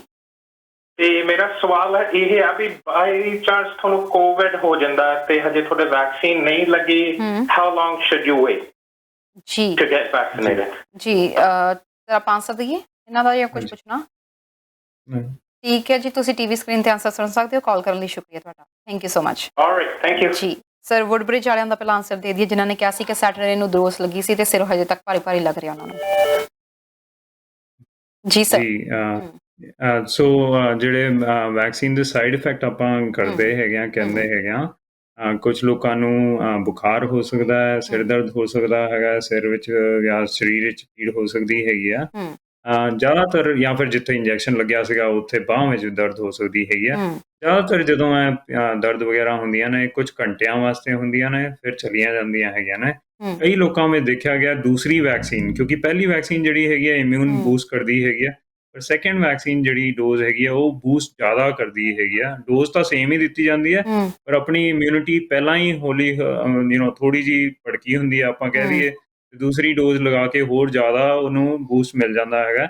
ਇਸ ਲਈ ਕੁਝ ਲੋਕਾਂ ਨੂੰ ਵੇਖਿਆ ਗਿਆ ਕਿ ਬੁਖਾਰ ਜਾਂ ਸਿਰ ਦਰਦ ਘੰਟੇ 2 ਘੰਟੇ ਦੀ ਜਾਂ 2-3 ਦਿਨ ਵੀ ਹੋ ਜਾਂਦਾ ਹੈਗਾ। ਉਹਦੇ ਵਾਸਤੇ ਆਪਾਂ ਘਬਰਾਉਣਾ ਨਹੀਂ ਹੈਗਾ, ਸੋਚਣਾ ਨਹੀਂ ਕਿ ਕੋਈ ਜ਼ਿਆਦਾ ਵੱਡਾ ਸਾਈਡ ਇਫੈਕਟ ਹੋ ਗਿਆ। ਇਹ ਹੈਗਾ ਕਿ ਆਪਣੀ ਇਮਿਊਨ ਸਿਸਟਮ ਬਣ ਰਿਹਾ ਹੈ ਤੇ ਉਹ ਫਾਈਟ ਕਰੇਗਾ ਵਾਇਰਸ ਨੂੰ, ਤੇ ਕੋਈ ਨੁਕਸਾਨ ਨਹੀਂ ਹੈਗਾ। ਆਪਾਂ ਟਾਇਲੇਨੋਲ ਜਾਂ ਸਿੰਪਲ ਦਵਾਈਆਂ ਜਿਹੜੀਆਂ ਆਉਂਦੀਆਂ ਹੈਗੀਆਂ ਨੇ ਓਵਰ ਦ ਕਾਊਂਟਰ, ਆਈਬੂਪ੍ਰੋਫਨ, ਮੋਟਰਿਨ, ਇਹੋ ਜਿਹੀ ਦਵਾਈ ਵੀ ਲੈ ਕੇ ਸਿਰ ਦਰਦ ਦੀ ਇਲਾਜ ਕਰ ਸਕਦੇ ਜੀ। ਨੈਕਸਟ ਸੀ ਕਾਲ ਆਈ ਸੀ, ਉਹਨਾਂ ਨੇ ਕਿਹਾ ਸੀ ਉਹਨਾਂ ਨੂੰ ਪਹਿਲੀ ਡੋਜ਼ ਐਸਟਰਾਜ਼ੈਨੇਕਾ ਦੀ ਲੱਗੀ ਸੀ ਤੇ ਦੂਸਰੀ ਵੀ ਉਹੀ ਲਗਵਾਉਣਾ ਚਾਹੁੰਦੇ ਨੇ, ਪਰ ਫੀਲਡ ਦੇ ਵਿੱਚ ਹਜੇ ਉਹ ਅਵੇਲੇਬਲ ਨਹੀਂ ਹੈਗੀ ਸੈਕਿੰਡ ਡੋਜ਼ ਲਈ। ਸੋ ਕੀ ਕਰਨ ਉਹ? ਜੀ ਬਿਲਕੁਲ। ਸੋ ਐਸਟਰਾਜ਼ੈਨੇਕਾ ਦੀ ਜਿਹੜੀ ਸਟੱਡੀਜ਼ ਆਈਆਂ ਹੈਗੀਆਂ ਨੇ ਉਹਦੇ ਮੁਤਾਬਕ ਜੇ ਆਪਾਂ ਦੂਸਰੀ ਡੋਜ਼ ਜਿਹੜੀ ਹੈਗੀ ਆ 10 ਤੋਂ 12 ਹਫ਼ਤੇ ਦੇ ਵਿੱਚ ਲਗਵਾਉਂਦੇ ਹੈਗੇ ਆ ਆਫਟਰ ਦ ਫਰਸਟ ਡੋਜ਼, ਤੇ ਜ਼ਿਆਦਾ ਇਮਿਊਨਿਟੀ ਬਣਦੀ ਹੈਗੀ ਆ। ਤੇ ਉਹਨਾਂ ਨੇ ਅਪ੍ਰੈਲ ਵਿੱਚ ਲਗਾਈ ਸੀਗੀ ਤੇ ਹੁਣ ਅਰਾਊਂਡ 2 ਮਹੀਨੇ ਹੋਏ ਨੇ, 8-9 ਹਫ਼ਤੇ ਹੋਏ ਨੇ। ਤੇ ਆਮ ਸ਼ੋਰ ਅਵੇਲੇਬਲ ਜਿਹੜੀ ਹੈਗੀ ਹੈ ਪੀਲ ਰੀਜਨ ਵਿੱਚ ਹੋ ਜਾਏਗੀ ਕਿਉਂਕਿ ਐਸਟਰਾਜ਼ੈਨੇਕਾ ਦੀਆਂ ਵੈਕਸੀਨਸ ਵੀ ਹੁਣ ਆ ਗਈਆਂ ਹੈਗੀਆਂ ਨੇ ਤੇ ਜੀ। ਡਿਸਟ੍ਰੀਬਿਊਟ ਹੋ ਰਹੀਆਂ ਹੈਗੀਆਂ ਨੇ। ਹੂੰ ਤੁਸੀਂ ਆਪਣੀ ਫਾਰਮੇਸੀ ਨੂੰ ਜਾਂ ਫਿਰ ਪੀਲ ਰੀਜਨ ਦੀ ਵੈਬਸਾਈਟ ਤੇ ਜਾਂ ਉਹਨਾਂ ਨੂੰ ਫੋਨ ਕਰਕੇ ਪੁੱਛ ਲੈਣਾ ਹੈਗਾ ਕਿ ਕਦੋਂ ਅਵੇਲੇਬਲ ਹੋਣੀ ਹੈਗੀ ਆ। ਹੂੰ ਐਂਡ ਆਈ ਐਗਰੀ ਕਿ ਸੇਮ ਡੋਜ਼ ਲਗਵਾਓਗੇ ਸੇਮ ਕੰਪਨੀ ਦੀ। ਪਹਿਲੀ ਵਾਰੀ ਜੇ ਕੋਈ ਪ੍ਰੋਬਲਮ ਨਹੀਂ ਆਈ ਸੀਗੀ ਤੇ ਦੂਸਰੀ ਵਾਰੀ ਵੀ ਬਹੁਤ ਹੀ ਘੱਟ ਚਾਂਸ ਹੈਗਾ ਕਿ ਐਸਟਰਾਜ਼ੈਨੇਕਾ ਦੇ ਵੈਕਸੀਨ ਦੇ ਨਾਲ ਕੋਈ ਪ੍ਰੋਬਲਮ ਆਣੀ। ਜੀ। ਨੈਕਸਟ ਹੈ ਬ੍ਰਾਂਪਟਨ ਤੋਂ ਕਾਲ ਆਈ ਸੀ, ਉਹਨਾਂ ਦਾ ਪੁੱਛਣਾ ਸੀ ਕਿ ਜਿਨ੍ਹਾਂ ਨੂੰ ਕੋਵਿਡ ਹੋ ਗਿਆ ਉਹਨਾਂ ਨੂੰ ਪਹਿਲੀ ਡੋਜ਼ ਲਗਵਾਉਣ ਲਈ ਕਿੰਨਾ ਵੇਟ ਕਰਨਾ ਚਾਹੀਦਾ ਆ। ਤੋ ਕੈਨੇਡਾ ਦੇ ਜਿਹੜੇ ਐਡਵਾਈਜ਼ਰੀ ਕਮੇਟੀ ਹੈਗੀ ਆ ਉਹਨਾਂ ਨੇ ਹਾਲੇ ਕੋਈ ਐਵੇਂ ਸਪੈਸੀਫਾਈ ਨਹੀਂ ਕੀਤਾ ਕਿ ਕਿੰਨੀ ਦੇਰ ਵੇਟ ਕਰਨਾ ਹੈਗਾ। ਪਰ ਮੈਂ ਆਪਣੀ ਰਾਏ ਦੱਸਾਂਗਾ ਵੀ ਮੈਂ ਕਹਾਂਗਾ ਜਦੋਂ ਤੋਂ ਆਪਾਂ ਪਹਿਲੇ ਲੱਛਣ ਸ਼ੁਰੂ ਹੋਏ ਸੀਗੇ, ਸਿੰਪਟਮ ਸ਼ੁਰੂ ਹੋਏ ਸੀਗੇ, ਆਈ ਵੁੱਡ ਸੇ ਕਿ ਉਹਦੇ ਤੋਂ 4 ਹਫ਼ਤੇ ਦੇ ਕਰੀਬ ਐਟਲੀਸਟ ਵੇਟ ਕਰੋ। 4 ਤੋਂ 6 ਹਫ਼ਤੇ ਦੇ ਵਿੱਚ ਜੇ ਆਪਾਂ ਜੇ ਆਪਾਂ ਪਹਿਲੀ ਵੈਕਸੀਨ ਲਗਾ ਲਾਂਗੇ ਕੋਰੋਨਾ ਵਾਇਰਸ ਹੋਣ ਤੋਂ ਬਾਅਦ, ਮੇਰਾ ਖਿਆਲ ਉਹ ਇਨਫ ਟਾਈਮ ਹੈਗਾ। ਆਪਾਂ ਵੈਸੇ ਤਾਂ 2-3 ਮਹੀਨੇ ਵੀ ਵੇਟ ਕਰ ਸਕਦੇ ਹੈਗੇ ਆ। US ਦੀ CDC ਕਹਿੰਦੀ ਹੈਗੀ ਹੈ ਕਿ 3 ਮੰਥਸ ਵੇਟ ਕਰਕੇ ਲਗਾ ਸਕਦੇ ਹੈਗੇ ਆ। ਪਰ ਜੇ ਵੈਕਸੀਨ ਅਵੇਲੇਬਲ ਹੈਗੀ ਹੈ ਜਿਵੇਂ ਹੁਣ ਹੈਗੀ ਆ, ਆਈ ਵੁੱਡ ਸੇ ਇੰਨੀ ਲੰਬੀ ਵੇਟ ਕਰਨ ਦੀ ਜ਼ਰੂਰਤ ਨਹੀਂ ਹੈਗੀ। 4 ਤੋਂ 6 ਹਫ਼ਤੇ ਜਦੋਂ ਤੋਂ ਸ਼ੁਰੂ ਹੋਇਆ ਸੀਗਾ ਵਾਇਰਸ ਦਾ ਪ੍ਰੋਬਲਮ ਉਦੋਂ ਤੋਂ ਲਗਵਾ ਸਕਦੇ। ਜੀ ਸਰ, ਜਿਵੇਂ ਆਪਾਂ ਗੱਲ ਕਰਦੇ ਹਾਂ ਕਿ ਐਂਟੀਬੋਡੀਜ਼ ਜਦੋਂ ਤੁਹਾਡੇ ਕਰੋਨਾ ਵਾਇਰਸ ਹੋ ਜਾਂਦਾ ਤੁਸੀਂ ਹੀਲ ਹੁੰਦੇ ਹੋ ਤਾਂ ਤੁਹਾਡੇ ਆਲਰੇਡੀ ਐਂਟੀਬੋਡੀਜ਼ ਬਣ ਜਾਂਦੇ ਆ, ਸੋ ਇਸ ਲਈ ਤੁਸੀਂ ਥੋੜਾ ਜਿਹਾ ਠਹਿਰ ਕੇ ਵੀ ਵੈਕਸੀਨ ਲਗਵਾ ਸਕਦੇ ਹੋ। ਜੇ ਅਜਿਹੀ ਕੰਡੀਸ਼ਨ ਦੇ ਵਿੱਚ ਤੁਸੀਂ ਵੇਟ ਕਰਦੇ ਹੋ ਤੁਹਾਨੂੰ ਦੁਬਾਰਾ ਕੋਵਿਡ ਦੇ ਲੱਛਣ ਆਉਂਦੇ ਆ, ਸੋ ਕੀ ਉਹ ਤੁਹਾਨੂੰ ਕੋਈ ਤੁਹਾਡੇ ਤੇ ਜ਼ਿਆਦਾ ਕੋਈ ਮਾੜਾ ਸਾਈਡ ਇਫੈਕਟ ਜਾਂ ਕੋਈ ਇਫੈਕਟ ਕਰ ਸਕਦੇ ਆ? ਨਹੀਂ, ਆਪਣੀ ਇਮਿਊਨਿਟੀ ਵੀ ਬਣ ਜਾਂਦੀ ਹੈਗੀ ਆ। ਸੋ ਇਮਿਊਨਿਟੀ ਬਣਾਉਣ ਦੇ 2 ਤਰੀਕੇ ਹੈਗੇ ਨੇ, ਜਾਂ ਤਾਂ ਕਰੋਨਾ ਵਾਇਰਸ ਹੋ ਜਾਵੇ ਜਾਂ ਫਿਰ ਵੈਕਸੀਨ ਲੱਗ ਜਾਵੇ। ਤੇ ਦੋਨੋਂ ਹੀ ਇਮਿਊਨਿਟੀ ਕਾਮਗਾਰ ਹੈਗੀਆਂ ਨੇ, ਦੋਨੋਂ ਹੀ ਇਮਿਊਨਿਟੀ ਬਚਾ ਕੇ ਰੱਖਦੀਆਂ ਨੇ। ਅੱਗੇ ਵਾਲੇ ਜੇ ਵਾਇਰਸ ਹੁੰਦਾ ਵੀ ਹੈਗਾ ਤੇ ਮਾਈਨਰ ਹੀ ਹੋਏਗਾ, ਮਾਈਲਡ ਹੀ ਹੋਏਗਾ, ਉਹਦੇ ਸਿੰਪਟਮ ਸਿਵੀਅਰ ਨਹੀਂ ਹੋਣਗੇ। ਤੇ ਦੋਨੋਂ ਹੀ ਇਮਿਊਨਿਟੀ ਕੰਮ ਕਰਦੀਆਂ ਹੈਗੀਆਂ ਨੇ।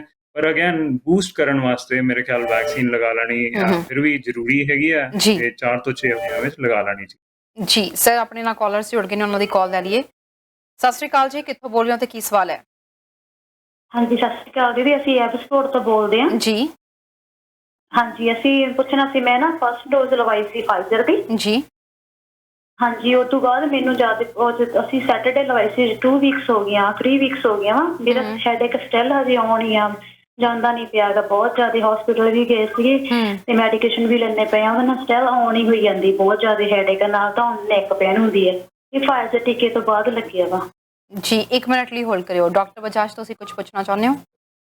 ਬਲੱਡ ਪ੍ਰੈਸ਼ਰ ਵਗੈਰਾ ਠੀਕ ਹੈਗਾ ਜੀ? ਹੋਰ ਕੋਈ ਪ੍ਰੋਬਲਮ ਤਾਂ ਨਹੀਂ ਹੈ? ਬਿਮਾਰੀ ਤਾਂ ਤੁਹਾਡਾ ਨਹੀਂ? ਬਲੱਡ ਪ੍ਰੈਸ਼ਰ ਠੀਕ ਹੈ? ਇਸ ਤੋਂ ਇਲਾਵਾ ਤੁਹਾਨੂੰ ਕੋਈ ਹੋਰ ਬਿਮਾਰੀ ਤਾਂ ਨਹੀਂ ਸੀ ਪਹਿਲਾਂ ਜਾਂ ਹੁਣ?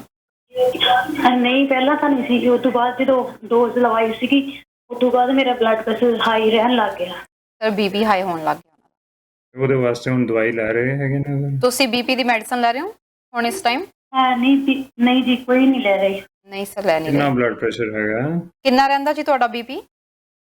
ਮੇਰਾ 178 ਜਾ ਰਿਹਾ ਸੀ, ਹਸਪੀਟਲ ਗਏ ਸੀਗੇ। 178 ਘਰ ਨਹੀਂ ਚੈੱਕ ਕਰ ਰਹੇ ਤੇ ਘਰ ਜ਼ਰੂਰੀ ਹੈਗਾ। ਮੈਮ ਤੁਸੀਂ ਘਰ ਚੈੱਕ ਕਰ ਰਹੇ ਹੋ ਰੈਗੂਲਰ ਆਪਣਾ ਬੀਪੀ? ਹਾਂਜੀ। ਰੈਗੂਲਰ ਕਿੰਨਾ ਆ ਰਿਹਾ ਇਸ ਵਕਤ ਤੁਹਾਡਾ? ਜਿੰਨਾ ਹੁਣ ਤੁਸੀਂ ਘਰੇ ਚੈੱਕ ਕਰਦੇ ਹੋ ਤਾਂ ਕਿੰਨਾ ਕੁ ਆਉਂਦਾ ਆ? 135 135 to 140 ਦੇ ਅਰਾਊਂਡ। ਜੀ ਸਰ, ਆਪਾਂ ਟੀਵੀ ਸਕਰੀਨ ਤੇ ਆਨਸਰ ਦਈਏ ਇਹਨਾਂ ਨੂੰ? ਜ਼ਰੂਰ ਜੀ। ਠੀਕ ਹੈ ਜੀ, ਤੁਸੀਂ ਟੀਵੀ ਸਕਰੀਨ ਤੇ ਆਨਸਰ ਸੁਣ ਸਕਦੇ ਹੋ। ਕਾਲ ਕਰਨ ਲਈ ਥੈਂਕ ਯੂ ਤੁਹਾਡਾ। ਸੋ ਨੈਕਸਟ ਕਾਲਰ ਵੀ ਜੁੜ ਗਏ ਨੇ, ਅਸੀਂ ਨੈਕਸਟ ਵੀ ਕਾਲ ਨਾਲ ਹੀ ਲੈ ਲਈਏ। ਸਤਿ ਸ਼੍ਰੀ ਅਕਾਲ ਜੀ, ਕਿੱਥੋਂ ਬੋਲ ਰਹੇ ਹੋ ਤੇ ਕੀ ਸਵਾਲ ਹੈ? ਸਤਿ ਸ਼੍ਰੀ ਅਕਾਲ ਜੀ, ਮੈਂ ਐਡਮਿੰਟਨ ਤੋਂ ਬੋਲਦੀ ਹਾਂ। ਮੇਰਾ ਸਵਾਲ ਹੈ ਜੀ, ਮੇਰੀ ਡਾਟਰ ਨੂੰ ਵੈਕਸੀਨ ਲੱਗੀ ਆ 1 ਮਈ 2nd ਵੀਕ ਤੇ ਉਹਨੂੰ ਅਲਰਜੀ ਰਿਐਕਸ਼ਨ ਹੋ ਗਿਆ ਹਨਾ, ਤੇ ਉਹ ਹਜੇ ਤੱਕ ਵੀ ਥੋੜਾ ਹੋਈ ਜਾਂਦਾ ਆ। ਡਾਕਟਰ ਦੇ ਜਾਈ ਜਾਂਦੇ ਆ ਤੇ ਜੇ 2nd ਡੋਜ਼ ਲਗਾਉਣੇ ਆ ਫਿਰ ਵੀ ਉਹ ਹੋ ਸਕਦਾ ਹੈ ਜਾਂ ਨਹੀਂ? ਜੀ, ਕੀ ਐਲਰਜੀ ਹੋਈ ਸੀ? ਐਲਰਜੀ ਕੀ ਹੋਈ ਹੈ ਉਹਨਾਂ ਨੂੰ? ਕੀ ਪ੍ਰੋਬਲਮ ਹੋਈ ਹੈ ਉਹਨਾਂ ਨੂੰ? ਬਰੀਥਿੰਗ ਪ੍ਰੋਬਲਮ ਹੋਈ, ਜੀਭ ਸੁੱਜ ਗਈ, ਸੋ ਫਿਰ ਐਮਰਜੈਂਸੀ ਹਸਪੀਟਲ ਵੀ ਜਾਣਾ ਪਿਆ ਹਨਾ। ਕਿੰਨੇ ਘੰਟੇ ਬਾਅਦ ਵੈਕਸੀਨ? ਹਾਂਜੀ।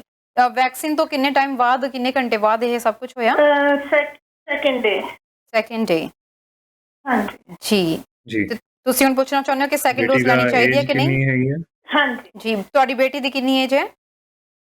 20 ਇਅਰ। 20 ਦੀ। ਜੀ ਥੈਂਕ ਯੂ ਜੀ, ਤੁਸੀਂ ਟੀਵੀ ਸਕਰੀਨ ਤੇ ਆਨਸਰ ਸੁਣ ਸਕਦੇ ਹੋ। ਕਾਲ ਕਰਨ ਲਈ ਸ਼ੁਕਰੀਆ ਤੁਹਾਡਾ। ਜੀ ਸਰ, ਆਪਾਂ ਪਹਿਲਾਂ ਐਬਰਟਸਫੋਰਡ ਤੋਂ ਜਿਨ੍ਹਾਂ ਦੀ ਕਾਲ ਆਈ ਸੀ ਉਹਨਾਂ ਦਾ ਜਵਾਬ ਦਿੰਦੇ ਹਾਂ। ਪਹਿਲਾਂ ਇੱਕ ਕਾਲਰ ਹੋ ਚੁੱਕੇ ਨੇ, ਉਹਨਾਂ ਦੀ ਵੀ ਕਾਲ ਲੈ ਲਈਏ। ਸਤਿ ਸ਼੍ਰੀ ਅਕਾਲ ਜੀ, ਕਿੱਥੋਂ ਬੋਲ ਰਹੇ ਹੋ ਤੇ ਕੀ ਸਵਾਲ ਹੈ? ਸਤਿ ਸ਼੍ਰੀ ਅਕਾਲ ਜੀ, ਮੈਂ ਬ੍ਰੈਂਪਟਨ ਤੋਂ ਬੋਲਦਾ ਜੀ। ਹੈਲੋ, ਹਾਂਜੀ ਹਾਂਜੀ ਦੱਸੋ ਜੀ, ਕੀ ਸਵਾਲ ਹੈ? ਮੈਂ ਬੇਨਤੀ ਕਰਨੀ ਚਾਹੁੰਦਾ ਸੀ ਜੀ, ਸਾਡੇ 1 ਡੋਜ਼ ਲੱਗਿਆ ਹੈਗਾ ਜੀ, ਤੇ ਉਹਨਾਂ ਨੇ ਕੋਈ ਸਰਟੀਫਿਕੇਟ, ਕੋਈ ਕੁਛ ਨਾਂ ਨੂੰ ਦਾ ਕੁਛ ਨਹੀਂ ਦਿੱਤਾ ਹੈਗਾ, ਤੇ ਜਿਸ ਵੇਲੇ ਦੂਜਾ ਡੋਜ਼ ਲਾਵਾਂਗੇ ਫਿਰ ਵੀ ਇਦਾਂ ਹੀ ਹੋਊਗੀ ਜੇ ਸਰਟੀਫਿਕੇਟ ਦਓਗੇ ਜੀ? 1 ਮਿੰਟ ਲਈ ਤੁਸੀਂ ਹੋਲਡ ਕਰਿਓ। ਡਾਕਟਰ ਬਜਾਜ, ਤੁਹਾਨੂੰ ਕੁਐਸਚਨ ਸਮਝ ਆ ਗਿਆ? ਕੁਝ ਪੁੱਛਣਾ ਜਾਂ ਆਨਸਰ ਦਈਏ? ਤੁਸੀਂ ਜਿੰਨੇ ਤੁਹਾਡੀ ਅਪਾਇੰਟਮੈਂਟ ਬਣਾਈ ਸੀਗੀ, ਉਹ ਕਿੰਨੇ ਬਣਾਈ ਸੀਗੀ? ਈਮੇਲ ਦਿੱਤਾ ਹੋਣਾ ਉਹਨਾਂ ਨੇ। ਜੀ, ਤੁਹਾਡੀ ਅਪਾਇੰਟਮੈਂਟ ਸਰ ਤੁਸੀਂ ਕਿਵੇਂ ਬਣਾਈ ਸੀ, ਕਿੰਨਾ ਨੇ ਬਣਾਈ ਸੀ? ਅਸੀਂ ਇੱਥੇ ਸਰਕਲ ਸੈਂਟਰ ਤੋਂ ਬਣਾਈ ਸੀ, 15 ਅਪ੍ਰੈਲ ਨੂੰ ਲੱਗਿਆ ਸੀਗਾ ਜੀ। ਉੱਥੇ ਜਿਹੜੀ ਤੇ ਈਮੇਲ, ਦੂਸਰਾ ਪਰਸੋਂ ਨੂੰ ਲੱਗਣਾ ਹੈਗਾ। ਜਿਹੜੀ ਈਮੇਲ ਤੁਸੀਂ ਉੱਥੇ ਦਿੱਤੀ ਸੀ, ਉਹ ਈਮੇਲ ਚੈੱਕ ਕੀਤੀ ਹੈ, ਤੁਹਾਨੂੰ ਉਹਦੇ ਵਿੱਚ ਕੁਝ ਆਇਆ? ਨਹੀਂ, ਕੁਛ ਨਹੀਂ ਜੀ। ਨਹੀਂ ਸਰ, ਕੁਝ ਨਹੀਂ ਆਇਆ ਉਹਨਾਂ ਨੂੰ। ਆਪਾਂ ਆਨਸਰ ਦੇ ਸਕਦੇ ਹਾਂ। ਠੀਕ ਹੈ ਜੀ, ਤੁਸੀਂ ਟੀਵੀ ਤੇ ਆਨਸਰ ਸੁਣ ਲਿਓ ਜੀ। ਕਾਲ ਕਰਨ ਲਈ ਥੈਂਕ ਯੂ ਤੁਹਾਡਾ। ਠੀਕ, ਥੈਂਕ ਯੂ ਜੀ, ਥੈਂਕ ਯੂ ਸਰ। ਆਪਾਂ ਅਬਰਸਫੋਰਡ ਤੋਂ ਪਹਿਲਾਂ ਕਾਲ ਜਿਨ੍ਹਾਂ ਦੀ ਆਈ ਸੀ ਉਹਨਾਂ ਦਾ ਕਰ ਲਈ। ਉਹਨਾਂ ਨੇ ਕਿਹਾ ਸੀ ਕਿ ਪਹਿਲੀ ਡੋਜ਼ ਉਹਨਾਂ ਨੂੰ ਫਾਈਜ਼ਰ ਦੀ ਲੱਗੀ ਸੀ ਤੇ 3 ਵੀਕ ਹੋ ਚੁੱਕੇ ਨੇ, ਹੈਡੇਕ ਨਹੀਂ ਠੀਕ ਹੋ ਰਿਹਾ, ਬੀਪੀ ਦੀ ਪ੍ਰੋਬਲਮ ਸਟਾਰਟ ਹੋ ਗਈ ਹੈ ਉਹਨਾਂ ਨੂੰ। ਜੀ, ਸੋ ਬਲੱਡ ਪ੍ਰੈਸ਼ਰ ਐਵੇਂ ਨਹੀਂ ਹੈਗਾ ਕਿ ਵੈਕਸੀਨ ਤੋਂ ਬਾਅਦ ਸ਼ੁਰੂ ਹੋ ਜਾਂਦਾ ਹੈਗਾ। ਮੇਬੀ ਐਂਗਜ਼ਾਇਟੀ ਦੇ ਕਰਕੇ ਹੋ ਸਕਦਾ ਵੀ ਆਪਾਂ ਸਟ੍ਰੈਸ ਲੈ ਰਹੇ ਹੈਗੇ ਹਾਂ, ਬਲੱਡ ਪ੍ਰੈਸ਼ਰ ਕਈ ਵਾਰੀ ਇਸ ਤਰ੍ਹਾਂ ਵੱਧ ਜਾਂਦਾ ਹੈਗਾ, ਪਰ ਇਹ ਨਹੀਂ ਕਿ ਵੈਕਸੀਨ ਦੇ ਕਾਰਨ ਬਲੱਡ ਪ੍ਰੈਸ਼ਰ ਹੋ ਜਾਂਦਾ, ਬਿਮਾਰੀ ਹੋ ਜਾਂਦੀ, ਐਵੇਂ ਨਹੀਂ ਹੈਗਾ। ਇਹ ਵੀ ਹੋ ਸਕਦਾ ਹੈ ਕਿ ਬਲੱਡ ਪ੍ਰੈਸ਼ਰ ਪਹਿਲਾਂ ਤੋਂ ਹੋਵੇ ਪਰ ਐਵੇਂ ਜਾਂਚ ਨਾ ਹੋਈ ਹੋਵੇ, ਪਤਾ ਨਾ ਲੱਗਿਆ ਹੋਵੇ। ਤੇ blood pressure of course, high blood pressure ਜਿਹੜਾ ਹੈਗਾ ਉਹ ਸਿਰ ਦਰਦ ਕਰ ਸਕਦਾ ਹੈਗਾ। ਤੇ ਜੇ ਬਲੱਡ ਪ੍ਰੈਸ਼ਰ ਹਾਲੇ ਵੀ, ਉਹ ਕਹਿ ਰਹੇ ਸੀਗੇ ਕਈ ਵਾਰੀ ਵੱਧ ਰਿਹਾ ਹੈਗਾ, ਤੇ ਮੇਬੀ ਬਲੱਡ ਪ੍ਰੈਸ਼ਰ ਦੀ ਦਵਾਈ ਉਹਨਾਂ ਨੂੰ ਚਾਹੀਦੀ ਹੈਗੀ ਆ। ਤੇ ਬਲੱਡ ਪ੍ਰੈਸ਼ਰ ਦੀ ਦਵਾਈ ਨਾਲ ਬਲੱਡ ਪ੍ਰੈਸ਼ਰ ਠੀਕ ਹੋਏਗਾ ਤੇ ਉਹਦੇ ਨਾਲ ਫਿਰ ਹੈਡੇਕ ਜਿਹੜਾ ਹੈਗਾ, ਸਿਰ ਦਰਦ ਜਿਹੜਾ ਹੈਗਾ, ਠੀਕ ਹੋ ਜਾਣਾ ਹੈਗਾ। ਆਪਾਂ ਇਹਦੇ ਬਾਰੇ ਘਬਰਾਈਏ ਨਾ। ਜੇ ਬਲੱਡ ਪ੍ਰੈਸ਼ਰ ਦੀ ਦਵਾਈ ਚਾਹੀਦੀ ਹੈਗੀ ਆ ਤੇ ਆਪਾਂ ਲੈ ਲਈਏ ਤੇ ਮੇਰੇ ਖਿਆਲ ਉਹ ਫਾਇਦੇਮੰਦ ਰਹੇਗੀ।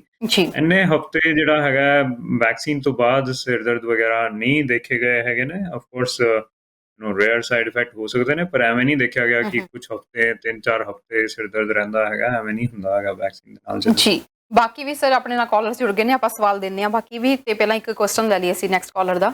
ਸੋ ਸਤਿ ਸ਼੍ਰੀ ਅਕਾਲ ਜੀ, ਕਿੱਥੋਂ ਬੋਲ ਰਹੇ ਹੋ ਤੇ ਕੀ ਸਵਾਲ ਹੈ? ਸਤਿ ਸ਼੍ਰੀ ਅਕਾਲ ਜੀ, ਮੈਂ ਦਰੋਂਟਰ ਤੋਂ ਬੋਲਦਾ ਜੀ, ਗੁਰਵੀਰ ਸਿੰਘ ਬਰਾੜ। ਮੇਰੇ ਪਹਿਲੀ ਡੋਜ਼ ਲੱਗੀ ਸੀ 4 ਅਪ੍ਰੈਲ ਨੂੰ ਜੀ। ਮੈਨੂੰ ਕਾਲ ਕਰਨਾ ਪਊ ਦੂਜੀ ਵਾਰ ਕਿ ਈਮੇਲ ਤੇ ਆਊਗੀ ਜੀ? ਇਹ ਪਲੀਜ਼ ਇਹ ਦੱਸ ਦਿਓ। ਤੁਸੀਂ ਇਹ ਪੁੱਛਣਾ ਚਾਹੁੰਦੇ ਹੋ ਵੀ ਆਪ ਬੁੱਕ ਕਰਨੀ ਪੈਣੀ ਹੈ ਕਿ ਤੁਹਾਨੂੰ ਈਮੇਲ ਆ ਜਾਣੀ ਆਪਣੇ ਆਪ? ਹਾਂਜੀ ਹਾਂਜੀ ਹਾਂਜੀ ਹਾਂਜੀ। ਠੀਕ ਹੈ ਜੀ, ਤੁਸੀਂ ਟੀਵੀ ਤੇ ਆਨਸਰ ਸੁਣ ਸਕਦੇ ਹੋ। ਥੈਂਕ ਯੂ ਕਾਲ ਕਰਨ ਲਈ। ਓਕੇ, ਥੈਂਕ ਜੀ ਸਰ, ਐਡਮਿੰਟਨ ਤੋਂ ਕਾਲ ਆਈ ਸੀ ਜਿਨ੍ਹਾਂ ਨੇ ਆਪਣੀ ਬੇਟੀ ਦੀ ਡਿਸਕਸ ਕੀਤੀ ਸੀ ਕਿ ਉਹਨਾਂ ਨੂੰ 1 ਮਈ ਨੂੰ 2nd ਵੀਕ ਨੂੰ ਲੱਗੀ ਸੀ, ਉਹਨਾਂ ਦੀ 1 ਮਈ ਦੇ ਡੋਜ਼ ਲੱਗੀ ਸੀ, ਤੇ ਉਹਨਾਂ ਦਾ ਇਹ ਪੁੱਛਣਾ ਆ ਕਿ ਐਲਰਜੀ ਰਿਐਕਸ਼ਨ ਉਹਨਾਂ ਨੂੰ ਹੋ ਗਿਆ, ਸਾਹ ਲੈਣ 'ਚ ਪ੍ਰੋਬਲਮ ਆ ਰਹੀ ਸੀ ਤੇ ਜੀਭ ਵੀ ਸੁੱਜ ਗਈ ਸੀ, ਤੇ 2nd ਡੋਜ਼ ਉਹਨਾਂ ਨੂੰ ਲੈਣੀ ਚਾਹੀਦੀ ਹੈ ਕਿ ਨਹੀਂ? ਜੀ ਬਿਲਕੁਲ, ਜੋ ਉਹਨਾਂ ਨੇ ਡਿਸਕ੍ਰਾਈਬ ਦਿੱਤਾ ਸੀਗਾ ਵੀ ਆਪਾਂ ਕਹਿੰਦੇ ਹਾਂ ਇਹ ਸੀਵੀਅਰ ਐਲਰਜਿਕ ਰਿਐਕਸ਼ਨ ਹੈਗਾ। ਵੀ ਜੇ ਬੁੱਲ ਸੁੱਜ ਜਾਂਦੇ ਹੈਗੇ, ਜੀਭ ਸੁੱਜ ਜਾਂਦੀ ਹੈਗੀ, ਸਾਹ ਵਿੱਚ ਪ੍ਰੋਬਲਮ ਆ ਰਹੀ ਹੈਗੀ ਆ, ਉਹਨੂੰ ਆਪਾਂ ਐਨਾਫਿਲੈਕਸਿਸ ਕਹਿੰਦੇ ਹੈਗੇ ਆ। ਜਿਹੜਾ ਐਲਰਜੀ ਰਿਐਕਸ਼ਨ ਹੁੰਦਾ ਉਹਨੂੰ ਆਪਾਂ ਇਹ ਟਰਮ ਦਿੰਦੇ ਹੈਗੇ ਆ। ਇਹ ਵੈਕਸੀਨ ਦੇ ਕਾਰਨ ਹੀ ਹੈਗਾ, ਬਹੁਤ ਰੇਅਰ ਹੈਗਾ, ਬਹੁਤ ਘੱਟ ਲੋਕਾਂ ਨੂੰ ਹੁੰਦਾ। ਪਰ ਜੇ ਐਸੇ ਲਈ ਜਿਨ੍ਹਾਂ ਨੂੰ ਵੈਕਸੀਨ ਦਿੱਤੀ ਜਾਂਦੀ ਹੈ, ਜਦੋਂ ਹਰ ਇੱਕ ਬੰਦੇ ਨੂੰ, ਜਨਾਨੀ ਨੂੰ ਵੈਕਸੀਨ ਦਿੱਤੀ ਜਾਂਦੀ ਹੈ, ਆਪਾਂ 15-20 ਮਿੰਟ ਵੇਟ ਕਰਨ ਵਾਸਤੇ ਕਿਹਾ ਜਾਂਦਾ ਹੈ ਕਿ ਕੋਈ ਐਲਰਜੀ ਨਾ ਹੋ ਰਹੀ ਹੋਵੇ ਕਿਸੇ ਨੂੰ। ਪਰ ਕਈਆਂ ਨੂੰ ਅਗਲੇ ਦਿਨ ਵੀ ਹੋ ਸਕਦੀ ਹੈ, ਜਿਵੇਂ ਉਹਨਾਂ ਦੀ ਬੇਟੀ ਨੂੰ ਹੋਈ ਹੈਗੀ ਆ। ਸੋ ਜੇ ਐਵੇਂ ਹੋਇਆ ਹੈਗਾ ਤੇ ਫਿਰ 2nd ਡੋਜ਼ ਨਹੀਂ ਲੈਣੀ ਚਾਹੀਦੀ ਹੈਗੀ ਆ।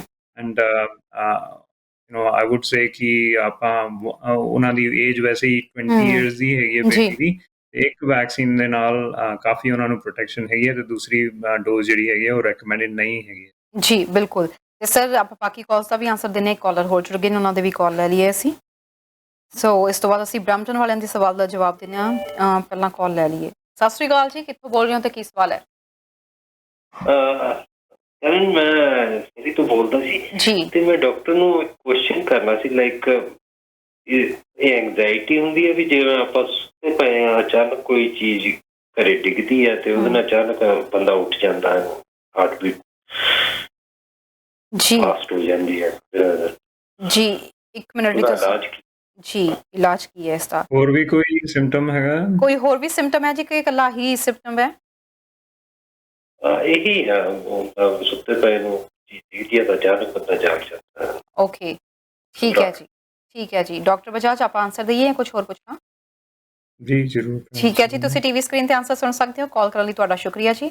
ਸਰ ਬ੍ਰੈਂਪਟਨ ਤੋਂ ਜਿਨ੍ਹਾਂ ਦੀ ਕੋਲ ਆਈ ਸੀ, ਇੱਕ ਡੋਜ਼ ਉਹ ਕਹਿੰਦੇ ਸਾਨੂੰ ਲੱਗ ਚੁੱਕੀ ਆ, ਪਰ ਸਾਨੂੰ ਕੋਈ ਵੀ ਡਾਕੂਮੈਂਟਸ ਵਗੈਰਾ ਕੋਈ ਨਹੀਂ ਆਏ ਹੈਗੇ, ਨਾ ਕੋਈ ਪੇਪਰ ਮਿਲਿਆ ਪਹਿਲੀ ਡੋਜ਼ ਲੱਗੀ ਦਾ। ਕੀ ਦੂਜੀ ਵਾਰੀ ਵੀ ਇੱਦਾਂ ਹੀ ਹੋਏਗਾ? ਜੀ, ਸੋ ਜਦੋਂ ਆਪਾਂ ਅਪਾਇੰਟਮੈਂਟ ਬਣਾਉਂਦੇ ਹੈਗੇ ਆ ਤਾਂ ਆਪਾਂ ਈਮੇਲ ਐਡਰੈਸ ਦਿੰਦੇ ਹੈਗੇ ਆ। ਈਮੇਲ ਐਡਰੈਸ ਤੇ ਆਪੇ ਹੀ ਆਟੋਮੈਟਿਕਲੀ ਈਮੇਲ ਆ ਜਾਂਦੀ ਹੈਗੀ ਹੈ ਜ਼ਿਆਦਾਤਰ ਕਿ ਬਈ ਤੁਹਾਨੂੰ ਪਹਿਲੀ ਡੋਜ਼ ਲੱਗੀ ਹੈਗੀ ਹੈ, ਬਲਕਿ ਉਸੇ ਟਾਈਮ ਹੀ ਆ ਜਾਂਦੀ। ਜਿਵੇਂ ਵੈਕਸੀਨ ਲੱਗਦੀ ਹੈ ਉਸੇ ਟਾਈਮ ਉਹ ਕਲਿੱਕ ਕਰਦੇ ਤੇ ਤੁਹਾਨੂੰ ਆ ਜਾਂਦੀ, ਬਲਕਿ ਜਾਣ ਤੋਂ ਪਹਿਲਾਂ ਕਾਫੀ ਲੋਕ ਚੈੱਕ ਕਰਦੇ ਕਿ ਈਮੇਲ ਆ ਗਈ ਆਪਣੇ ਫੋਨ ਤੇ ਕਿ ਨਹੀਂ ਆ ਗਈ ਹੈਗੀ ਆ। ਪਰ ਕੋਈ ਘਬਰਾਉਣ ਦੀ ਗੱਲ ਨਹੀਂ ਹੈ। ਜੇ ਤੁਹਾਨੂੰ ਲੱਗਦਾ ਕਿ ਨਹੀਂ ਆਈ ਸੀ ਤੇ ਆਪਾਂ ਦੂਸਰੀ ਵਾਰੀ ਜਦੋਂ ਆਪਾਂ ਆਪਣਾ ਹੈਲਥ ਕਾਰਡ ਦਿਖਾਵਾਂਗੇ ਤੇ ਮੇਕ ਸ਼ੋਰ ਕਰੀਏ ਕਿ ਤੁਹਾਡੀ ਈਮੇਲ ਐਡਰੈਸ ਉਹਨਾਂ ਨੇ ਠੀਕ ਨੋਟ ਕੀਤਾ ਹੋਇਆ ਹੈਗਾ। ਤੇ ਜਦੋਂ ਦੂਸਰੀ ਵੈਕਸੀਨ ਲੱਗ ਜਾਣੀ ਹੈਗੀ ਆ ਤੇ ਤੁਸੀਂ ਉਹਨਾਂ ਨੂੰ ਕਹਿਣਾ ਵੀ ਈਮੇਲ ਜ਼ਰੂਰ ਭੇਜ ਦੇਣ, ਜਾਂ ਫਿਰ ਤੁਸੀਂ ਉਹਨਾਂ ਨੂੰ ਉੱਥੇ ਕਹਿ ਸਕਦੇ ਹੈਗੇ ਹੋ, ਉੱਥੇ ਜਿਹੜੇ ਚੈੱਕਆਊਟ ਵਾਲੇ ਹੁੰਦੇ ਹੈਗੇ ਲੋਕ, ਉਹਨਾਂ ਨੂੰ ਕਹਿ ਸਕਦੇ ਹੈਗੇ ਹੋ ਕਿ ਮੈਨੂੰ ਪ੍ਰਿੰਟ ਆਊਟ ਵੀ ਦੇ ਦਿਓ, ਮੈਨੂੰ ਦੋਨੋਂ ਵੈਕਸੀਨ ਦਾ ਪ੍ਰਿੰਟ ਆਊਟ ਦੇ ਦਿਓ। ਪ੍ਰਿੰਟ ਆਊਟ ਵੀ ਦੇ ਸਕਦੇ ਹੈਗੇ। ਜੀ, ਠੀਕ ਹੈ ਜੀ। ਨੈਕਸਟ ਟੋਰਾਂਟੋ ਤੋਂ ਕਾਲ ਆਈ ਸੀ, ਉਹਨਾਂ ਨੇ ਕਿਹਾ ਸੀ ਕਿ ਪਹਿਲੀ 4 ਅਪ੍ਰੈਲ ਨੂੰ ਉਹਨਾਂ ਨੂੰ ਵੈਕਸੀਨ ਲੱਗੀ ਸੀ ਤੇ ਦੂਸਰੀ ਲਈ ਕਿ ਉਹਨਾਂ ਨੂੰ ਕਾਲ ਕਰਕੇ ਬੁੱਕ ਕਰਵਾਉਣੀ ਪੈਣੀ ਆ ਜਾਂ ਆਪਣੇ ਆਪ ਉਹਨਾਂ ਨੂੰ ਮੈਸੇਜ ਆ ਜਾਣਾ? ਹਾਂਜੀ, ਇਹ ਬਹੁਤ ਜ਼ਰੂਰੀ ਹੈਗਾ। ਆਪਾਂ ਆਪਣੇ ਆਪ ਮੈਸੇਜ ਨਹੀਂ ਆਉਣਾ ਹੈਗਾ। ਸੋ ਜਿਨ੍ਹਾਂ ਨੂੰ ਵੀ ਜੇ ਹੌਟਸਪੌਟ ਵਿੱਚ ਹੈਗੇ ਨੇ 9 ਮਈ ਤੋਂ ਪਹਿਲਾਂ ਜੇ ਲੱਗੀ ਸੀਗੀ, ਜੇ ਹੌਟਸਪੌਟ ਨਹੀਂ ਵੀ ਹੈਗੇ ਨੇ ਤੇ ਜੇ 70 ਸਾਲ ਤੋਂ ਉੱਪਰ ਹੈਗੇ ਨੇ ਉਮਰ ਜਿਹੜੀ ਹੈਗੀ ਆ, ਤੇ ਫਿਰ ਦੂਸਰੀ ਡੋਜ਼ ਤੁਸੀਂ ਛੇਤੀ ਲਗਵਾ ਸਕਦੇ ਹੈਗੇ ਹੋ। ਪਰ ਤੁਹਾਨੂੰ ਫੋਨ ਕਰਨਾ ਪੈਣਾ ਜਾਂ ਤੁਹਾਨੂੰ ਕਿਸੇ ਨੂੰ ਕਹਿ ਕੇ ਆਪ ਜਾਂ ਫਿਰ ਕਿਸੇ ਨੂੰ ਕਹਿ ਕੇ ਹੈਲਪ ਲੈ ਕੇ ਬੁੱਕ ਆਨਲਾਈਨ ਕੰਪਿਊਟਰ ਤੇ ਕਰਾਉਣੀ ਪੈਣੀ ਹੈਗੀ ਆ। ਤੋ ਆਪੇ ਨਹੀਂ ਈਮੇਲ ਆਉਣੀ ਹੈਗੀ ਕਿ ਤੁਹਾਡੀ ਛੇਤੀ ਦੀ ਡੋਜ਼ ਬਣ ਰਹੀ ਹੈਗੀ ਹੈ, ਤੇ ਤੁਸੀਂ ਜ਼ਰੂਰ ਆਪ ਇਹਦੇ ਵਿੱਚ ਰਿਸਪੌਂਸਿਬਿਲਿਟੀ ਲੈਣੀ ਹੈ ਵੀ ਆਪਣੀ ਡੋਜ਼ ਛੇਤੀ ਲਗਵਾਓ। ਜੀ, ਇਸ ਤੋਂ ਬਾਅਦ ਸਰੀ ਤੋਂ ਕਾਲ ਆਈ ਸੀ ਸਰਦੀ, ਉਹਨਾਂ ਨੇ ਐਂਜ਼ਾਈਟੀ ਦੇ ਬਾਰੇ ਵਿੱਚ ਪੁੱਛਿਆ ਸੀ ਕਿ ਕੀ ਇਹ ਐਂਜ਼ਾਈਟੀ ਹੈ ਕਿ ਕੋਈ ਚੀਜ਼ ਗਿਰਦੀ ਆ ਤੇ ਉਹਨਾਂ ਨੂੰ ਇੱਕਦਮ ਨੀਂਦ ਤੋਂ ਉੱਠ ਖੜ੍ਹਦੇ ਨੇ ਤੇ ਉਹਨਾਂ ਨੂੰ ਹਾਰਟ ਬੀਟ ਵੀ ਉਹਨਾਂ ਦੀ ਤੇਜ਼ ਹੋ ਜਾਂਦੀ ਆ? ਦੇਖੋ, ਇਹ ਤਾਂ ਜਨਰਲ ਸਿੰਪਟਮ ਵੀ ਹੋ ਸਕਦਾ ਵੀ ਆਪਾਂ ਨੀਂਦ ਵਿੱਚ ਹੁੰਦੇ ਹੈਗੇ ਆ ਤੇ ਇੱਕਦਮ ਕੋਈ ਖੜਕਾ ਬਹੁਤ ਜ਼ਿਆਦਾ ਹੋਵੇ ਤੇ ਫਿਰ ਆਪਾਂ ਉੱਠ ਕੇ ਘਬਰਾ ਜਾਂਦੇ ਹੈਗੇ ਆ, ਆਪਾਂ ਕਹਿ ਦਈਏ। ਐਂਜ਼ਾਈਟੀ ਹੁੰਦੀ ਹੈ ਵੀ ਜਿਹੜੀ ਬਹੁਤ ਹੋਰ ਤਰ੍ਹਾਂ ਨਾਲ ਵੀ ਹੋਵੇ, ਸਿਰਫ ਇਹ ਨਹੀਂ ਕਿ ਸਿਰਫ ਸੌ ਕੇ ਉੱਠ ਕੇ ਹੋਵੇ। ਵੈਸੇ ਵੀ ਦਿਲ ਦੀ ਧੜਕਣ ਵਧਣ ਲੱਗ ਜਾਵੇ ਇੱਕਦਮ, ਜਾਂ ਫਿਰ ਆਪਾਂ ਨੂੰ ਪਸੀਨੇ ਆ ਜਾਣ, ਗਰਮੀ ਆ ਜਾਵੇ, ਹੱਥ ਕੰਬਣ ਲੱਗ ਜਾਣ, ਜਾਂ ਫਿਰ ਵੈਸੇ ਵੀ ਆਪਾਂ ਕਿਸੇ ਨਾਲ ਗੱਲ ਕਰ ਰਹੇ ਹੈਗੇ ਆ ਤੇ ਆਪਾਂ ਨੂੰ ਲੱਗੇ ਕਿ ਮੇਰੇ ਦਿਲ ਦੀ ਧੜਕਣ ਵੱਧ ਰਹੀ ਹੈਗੀ ਹੈ ਤੇ ਗੱਲ ਨਹੀਂ ਹੋ ਰਹੀ ਹੈਗੀ ਆ। ਜਦੋਂ ਕੁਆਲਿਟੀ ਆਫ ਲਾਈਫ ਆਪਣੀ ਲਾਈਫ ਨੂੰ ਅਫੈਕਟ ਕਰਨ ਲੱਗ ਜਾਵੇ ਤਾਂ ਉਹਨੂੰ ਆਪਾਂ ਐਂਜ਼ਾਈਟੀ ਦੀ ਬਿਮਾਰੀ ਕਹਿੰਦੇ ਹੈਗੇ ਆ। ਇਹ ਘਬਰਾਹਟ ਜਿਹੜੀ ਹੈਗੀ ਆ ਕਿਸੇ ਨੂੰ ਵੀ ਹੋ ਸਕਦੀ ਹੈਗੀ ਆ, ਸੋ ਜ਼ਰੂਰੀ ਨਹੀਂ ਕਿ ਐਂਜ਼ਾਈਟੀ ਹੋਵੇ। ਤਾਂ ਹੀ ਮੈਂ ਪੁੱਛਿਆ ਸੀਗਾ ਜੇ ਹੋਰ ਕੋਈ ਸਿੰਪਟਮ ਨਹੀਂ ਹੈਗੇ ਤਾਂ ਫਿਰ ਆਪਾਂ ਘਬਰਾਉਣ ਦੀ ਲੋੜ ਨਹੀਂ ਹੈ। ਜੇ ਹੋਰ ਵੀ ਕੋਈ ਸਿੰਪਟਮ ਹੋ ਰਹੇ ਹੈਗੇ ਨੇ ਫਿਰ ਜ਼ਰੂਰ ਉਹਦਾ ਆਪਾਂ ਆਪਣੇ ਡਾਕਟਰ ਨਾਲ ਗੱਲ ਕਰੀਏ ਕਿ ਐਂਜ਼ਾਈਟੀ ਤਾਂ ਨਹੀਂ ਹੈਗੀ ਆ ਤੇ ਉਹਦਾ ਇਲਾਜ ਚਾਹੀਦਾ ਹੈਗਾ ਤੇ ਗੱਲ ਕਰ ਸਕਦੇ।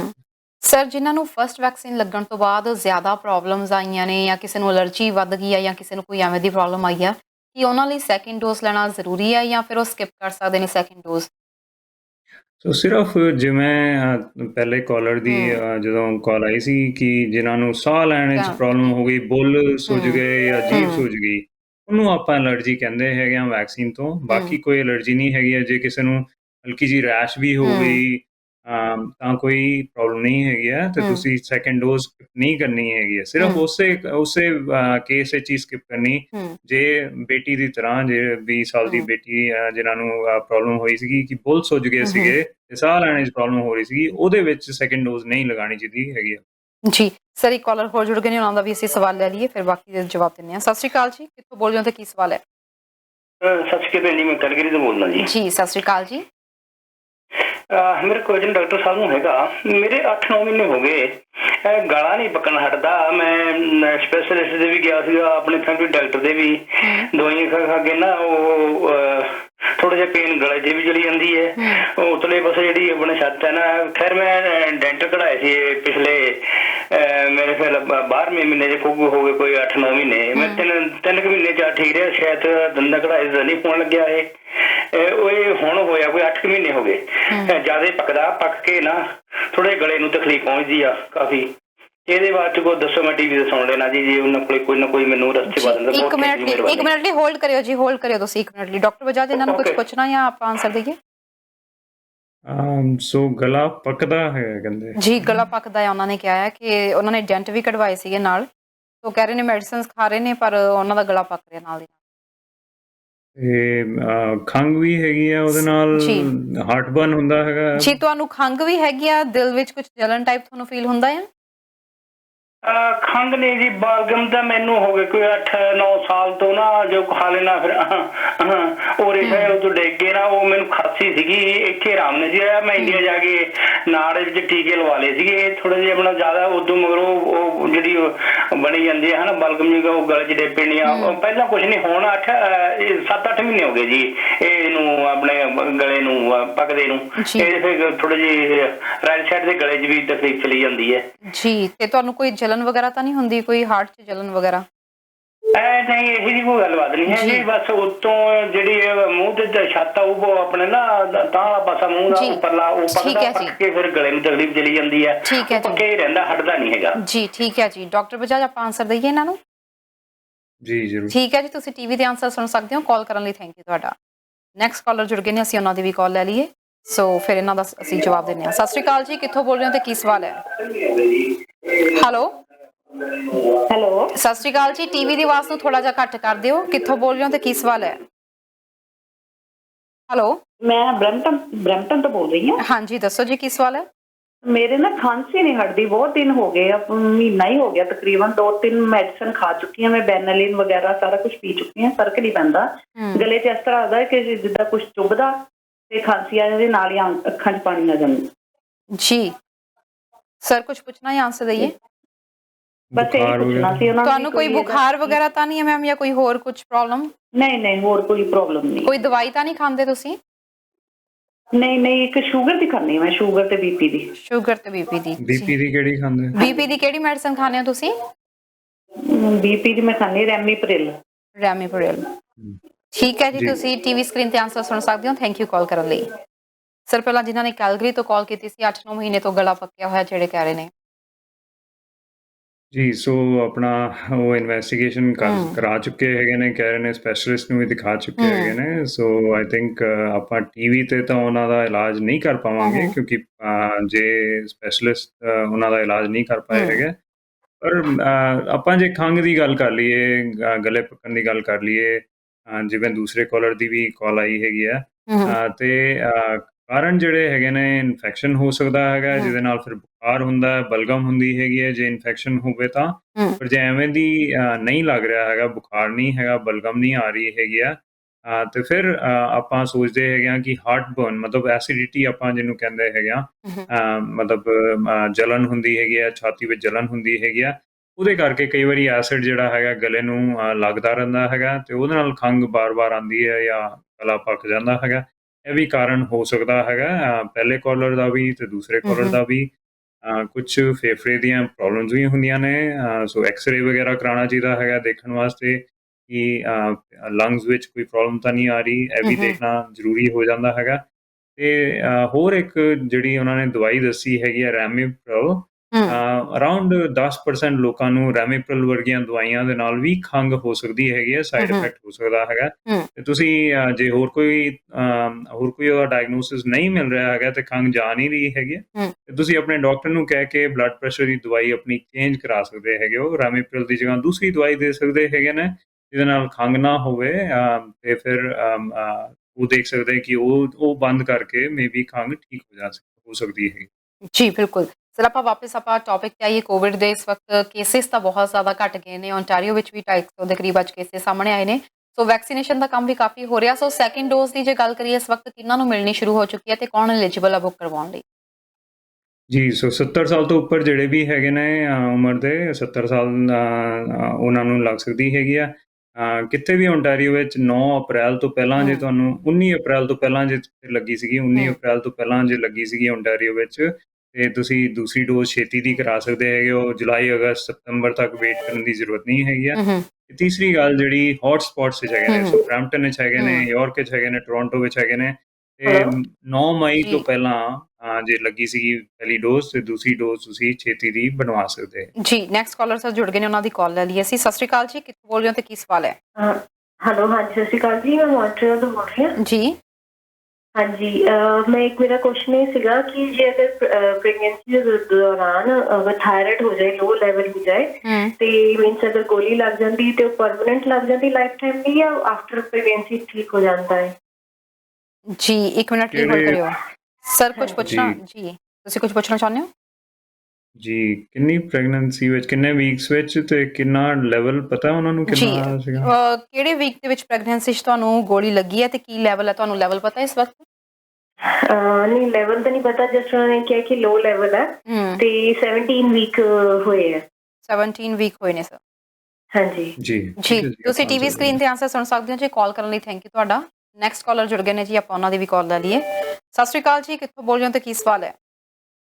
ਹਾਂਜੀ ਮੈਂ ਇੱਥੋਂ ਬ੍ਰਮਟਨ ਤੋਂ ਬੋਲ ਰਹੀ ਹਾਂ ਜੀ। ਮੈਂ 66 ਈਅਰ 올ਡ ਹੈ ਤੇ ਮੇਰਾ ਕੁਐਸਚਨ ਇਹ ਹੈ ਜੀ ਕਿ ਮੈਨੂੰ ਕਰੋਨਾ ਹੋਇਆ ਸੀ ਤੇ ਕਰੋਨਾ ਹੋਇਆ ਸੀ ਮੈਨੂੰ ਐਂਡ ਆਫ ਮਾਰਚ ਤੇ ਮੈਂ ਜਿਹੜਾ ਆ April 15 ਦੇ ਲਾਗੇ ਚਾਗੇ ਜਿਹੜਾ ਮੈਂ ਇੰਜੈਕਸ਼ਨ ਲਵਾ ਲਿਆ ਪਹਿਲਾਂ ਨਾ ਫਾਈਜ਼ਰ ਦਾ, ਤੇ ਹੁਣ ਮੇਰਾ ਡਿਊ ਸੀਗਾ 28 ਜੁਲਾਈ ਨੂੰ ਨਾ, ਤੇ ਪਰ ਹੁਣ ਪਹਿਲੋਂ ਲੱਗ ਰਿਹਾ ਤੇ ਮੈਨੂੰ ਕਿਸੇ ਨੇ ਕਿਹਾ ਕਿ ਤੁਸੀਂ ਪਹਿਲਾਂ ਗਲਤ ਲਵਾ ਲਿਆ, ਇੰਨੀ ਜਲਦੀ ਤੁਹਾਨੂੰ ਨਹੀਂ ਲਵਾਉਣਾ ਚਾਹੀਦਾ ਸੀਗਾ।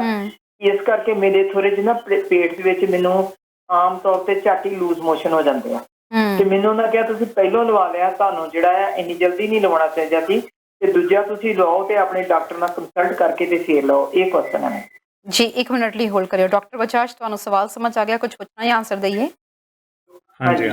ਠੀਕ ਹੈ ਜੀ, ਤੁਸੀਂ ਟੀਵੀ ਸਕਰੀਨ ਤੇ ਆਨਸਰ ਸੁਣ ਸਕਦੇ ਹੋ। ਕਾਲ ਕਰਨ ਲਈ ਸ਼ੁਕਰੀਆ ਤੁਹਾਡਾ। ਸੋ ਦਰਸ਼ਕਾਂ ਨੂੰ ਕਵਾਂਗੇ ਕਿ ਅਸੀਂ ਮੁਆਫੀ ਚਾਹੁੰਦੇ ਹਾਂ, ਇਸ ਤੋਂ ਬਾਅਦ ਅਸੀਂ ਕੋਈ ਹੋਰ ਕਾਲ ਨਹੀਂ ਲੈ ਸਕਾਂਗੇ ਕਿਉਂਕਿ ਸਾਡੇ ਕੋਲ ਸਮਾਂ ਬਹੁਤ ਘੱਟ ਹੈ ਜੀ। ਡਾਕਟਰ ਬਜਾਜ ਮੌਂਟਰੀਅਲ ਤੋਂ ਪਹਿਲਾਂ ਜਿਨ੍ਹਾਂ ਦੀ ਕਾਲ ਆਈ ਸੀ ਕਿ ਪ੍ਰੈਗਨੈਂਸੀ ਦੌਰਾਨ ਉਹਨਾਂ ਦਾ ਜਿਹੜਾ ਥਾਇਰਾਇਡ ਲੋ ਦੀ ਸ਼ਿਕਾਇਤ ਆਈ ਹੈ ਤੇ ਉਹਨਾਂ ਨੂੰ ਇੱਕ ਗੋਲੀ ਲੱਗੀ ਹੈ। 17 ਵੀਕ ਉਹਨਾਂ ਦੀ ਪ੍ਰੈਗਨੈਂਸੀ ਨੂੰ ਹੋਏ ਨੇ ਤੇ ਉਹ ਪੁੱਛਣਾ ਚਾਹੁੰਦੇ ਨੇ ਕਿ ਇਹ ਪਰਮਾਨੈਂਟ ਹੋਏਗੀ ਜਾਂ ਫਿਰ ਪ੍ਰੈਗਨੈਂਸੀ ਤੋਂ ਬਾਅਦ ਠੀਕ ਹੋ ਜਾਣਗੇ।